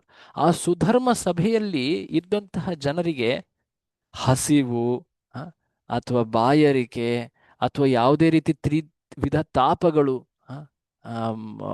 ವ್ಯಾಧಿ ಆಗಿರಬಹುದು, ಮನಸ್ಸಿನ ನೋವುಗಳಾಗಿರಬಹುದು, ಅಥವಾ ಸುತ್ತಮುತ್ತಲಿರುವಂತಹ ಜನರಿಂದ ನೋವು ಆಗಬಹುದು, ಅಥವಾ ಪ್ರಕೃತಿ ವಿಕೋಪಗಳು, ಇವ್ಯಾವೂ ಕೂಡ ಒಳಗಡೆ ಇರುವಂತಹ ಜನರಿಗೆ ಆಗ್ತಾ ಇರಲಿಲ್ಲ. ಒಂದು ರೀತಿ ಅದು ಪೂರ್ತಿಯಾಗಿ ಭೌತಿಕ ಜಗತ್ತಿನಿಂದ ಅತೀತವಾಗಿತ್ತು. ಯಾವುದೇ ಒಂದು ನೋವು ಕಷ್ಟಗಳಿಲ್ಲದಂತಹ ಆ ಅನುಭವ ಇಲ್ಲದ ರೀತಿಯಲ್ಲಿ ಆ ಪ್ರಭಾವ ಇತ್ತು. ಹೀಗೆ ಇಂತಹ ಒಂದು ದ್ವಾರಕೆಯನ್ನು ನಿರ್ಮಿಸ್ತಾ ಇದ್ದಾರೆ. ಕೃಷ್ಣನ ಆ ದ್ವಾರಕೆಗೆ ದೇವತೆಗಳು ಕೂಡ ಬಂದು ತಮ್ಮ ಯೋಗದಾನವನ್ನು ನೀಡ್ತಾರೆ. ತಾವು ತಮ್ಮ ಸೇವೆಯನ್ನ ಕಾಣಿಕೆ ರೂಪದಲ್ಲಿ ಅರ್ಪಿಸ್ಲಿಕ್ಕೆ ಬರ್ತಾರೆ. ಕುಬೇರನು ತನ್ನ ಏನ್ ಹೇಳ್ತಾರೆ, ಖಜಾನೆಗಳನ್ನ ಆತ ನೀಡ್ತಾನೆ, ಸಂಪತ್ತುಗಳನ್ನು ನೀಡ್ತಾನೆ. ವಾಯು, ವರುಣ, ಇವರೆಲ್ಲರೂ ಕೂಡ, ಅನೇಕ ದೇವತೆಗಳೆಲ್ಲರೂ ಕೂಡ ತಮ್ಮ ತಮ್ಮ ವಿಶೇಷ ಸಂಪತ್ತನ್ನ, ಆ ಶಕ್ತಿಯನ್ನ ದ್ವಾರಕೆಗೆ ನೀಡ್ತಾರೆ. ಹೀಗೆ ಕೃಷ್ಣ ಈ ಚಿಂತಿಸಿದ ತಕ್ಷಣವೇ ಆ ದ್ವಾರಕೆ ತಕ್ಷಣವೇ ತಯಾರಾಗಿ ಹೋಗ್ಬಿಡುತ್ತೆ. ರಾತ್ರೋರಾತ್ರಿ ಕೃಷ್ಣ ತನ್ನ ಯೋಗಮಾಯ ಶಕ್ತಿಯಿಂದ ಎಲ್ಲರನ್ನೂ ಮಥುರೆಯಿಂದ, ಮಲಗಿದ್ದಂತಹ ಎಲ್ಲ ಭಕ್ತರನ್ನ ಮಥುರೆಯಿಂದ, ಅವರಿಗೆ ಗೊತ್ತೇ ಆಗಲಿಲ್ಲ ನಾವೆಲ್ಲ ಈಗ ಟ್ರಾನ್ಸ್ಫರ್ ಆಗೋರಿದ್ದೀರಿ, ಎಲ್ಲ ನಾವು ನಮ್ಮ ಸಾಮಾನುಗಳನ್ನು ಜೋಡಿಸ್ಕೋಬೇಕು, ಪ್ಯಾಕ್ ಮಾಡಬೇಕು, ಇದೇನು ಹೇಳೋದೇ ಬೇಕಾಗಲಿಲ್ಲ. ಯಾಕಂದರೆ ಕೃಷ್ಣನ ಯೋಗ ಮಾಯಾಶಕ್ತಿ. ಕಣ್ಣು ಮುಚ್ಚಿ ಮಲಗಿದ್ದವರು ಬೆಳಗ್ಗೆ ಆಗ್ಲೇ ದ್ವಾರಕೆಯಲ್ಲಿದ್ದರು. ಅದು ಎಂತಹ ವಿಶೇಷವಾದಂತಹ ನಗರ, ಅದು ಸಂತೋಷದಲ್ಲಿದ್ದರು. ಆದರೆ ಕೃಷ್ಣ ಬಲರಾಮರು ಈಗ ಮತ್ತೆ ಮಥುರೆ ಬಳಿ ಹೋಗ್ತಾ ಇದ್ದಾರೆ. ಬಲರಾಮ ಮತ್ತು ಕೂಡ ಅಲ್ಲಿ ಮಥುರೆಯನ್ನ ರಕ್ಷಿಸಲಿಕ್ಕೆ ಒಳಗಡೆ ನಿಂತಿದ್ದಾನೆ. ಕೃಷ್ಣ ಈಗ ಮಥುರೆಯ ದ್ವಾರಕ್ಕೆ ಬರ್ತಾ ಇದ್ದಾನೆ. ಯಾಕೆಂದ್ರೆ ಅಲ್ಲಿ ಯಾರು ಬಂದಿದ್ದಾರೆ? ಮಥುರೆಯ ದ್ವಾರದಲ್ಲಿ ಯಾರು ಬಂದಿದ್ದಾರೆ? ಕಾಲಯವನ. ಅದಲ್ಲದೆ ಆ ಕಡೆಯಿಂದ ಈಗ ಜರಾಸಂಧನು ಬರುವವನಿದ್ದಾನೆ. ಈ ಕಾಲಯವನನ್ನ ಕೃಷ್ಣ ಸ್ಪರ್ಶಿಸ್ಲಿಕ್ಕೂ ಇಷ್ಟ ಇಲ್ಲ ಆತನಿಗೆ. ಯಾಕೆಂದ್ರೆ ಇಂತಹ ಪಾಪಿ, ಇಂತಹ ಕ್ರೂರೀತ. ಬೇರೆ ಅಸುರರನ್ನ ಕೃಷ್ಣ ಮುಟ್ಟಿಕೊಂದ, ಆದರೆ ಈ ಕಾಲಯವನನ್ನ ಆತನಿಂದ ಸ್ಪರ್ಶಿಸ್ಕೊಳ್ಳಿಕ್ಕೂ ಆತನಿಗೆ ಇಚ್ಛೆ ಇಲ್ಲ. ಆದರೆ ಇದೇ ಈ ಸಮಯದಲ್ಲಿ ಒಂದು ವಿಶೇಷ ಯೋಜನೆಯಿಂದ ಈ ಕಾಲಯವನ ಅಂತ್ಯವನ್ನ ಮಾಡ್ತಾನೆ. ಅದು ಏನು ಅನ್ನೋದನ್ನು ನಾವು ಮುಂದಿನ ಚರ್ಚೆಯಲ್ಲಿ ನೋಡೋಣ.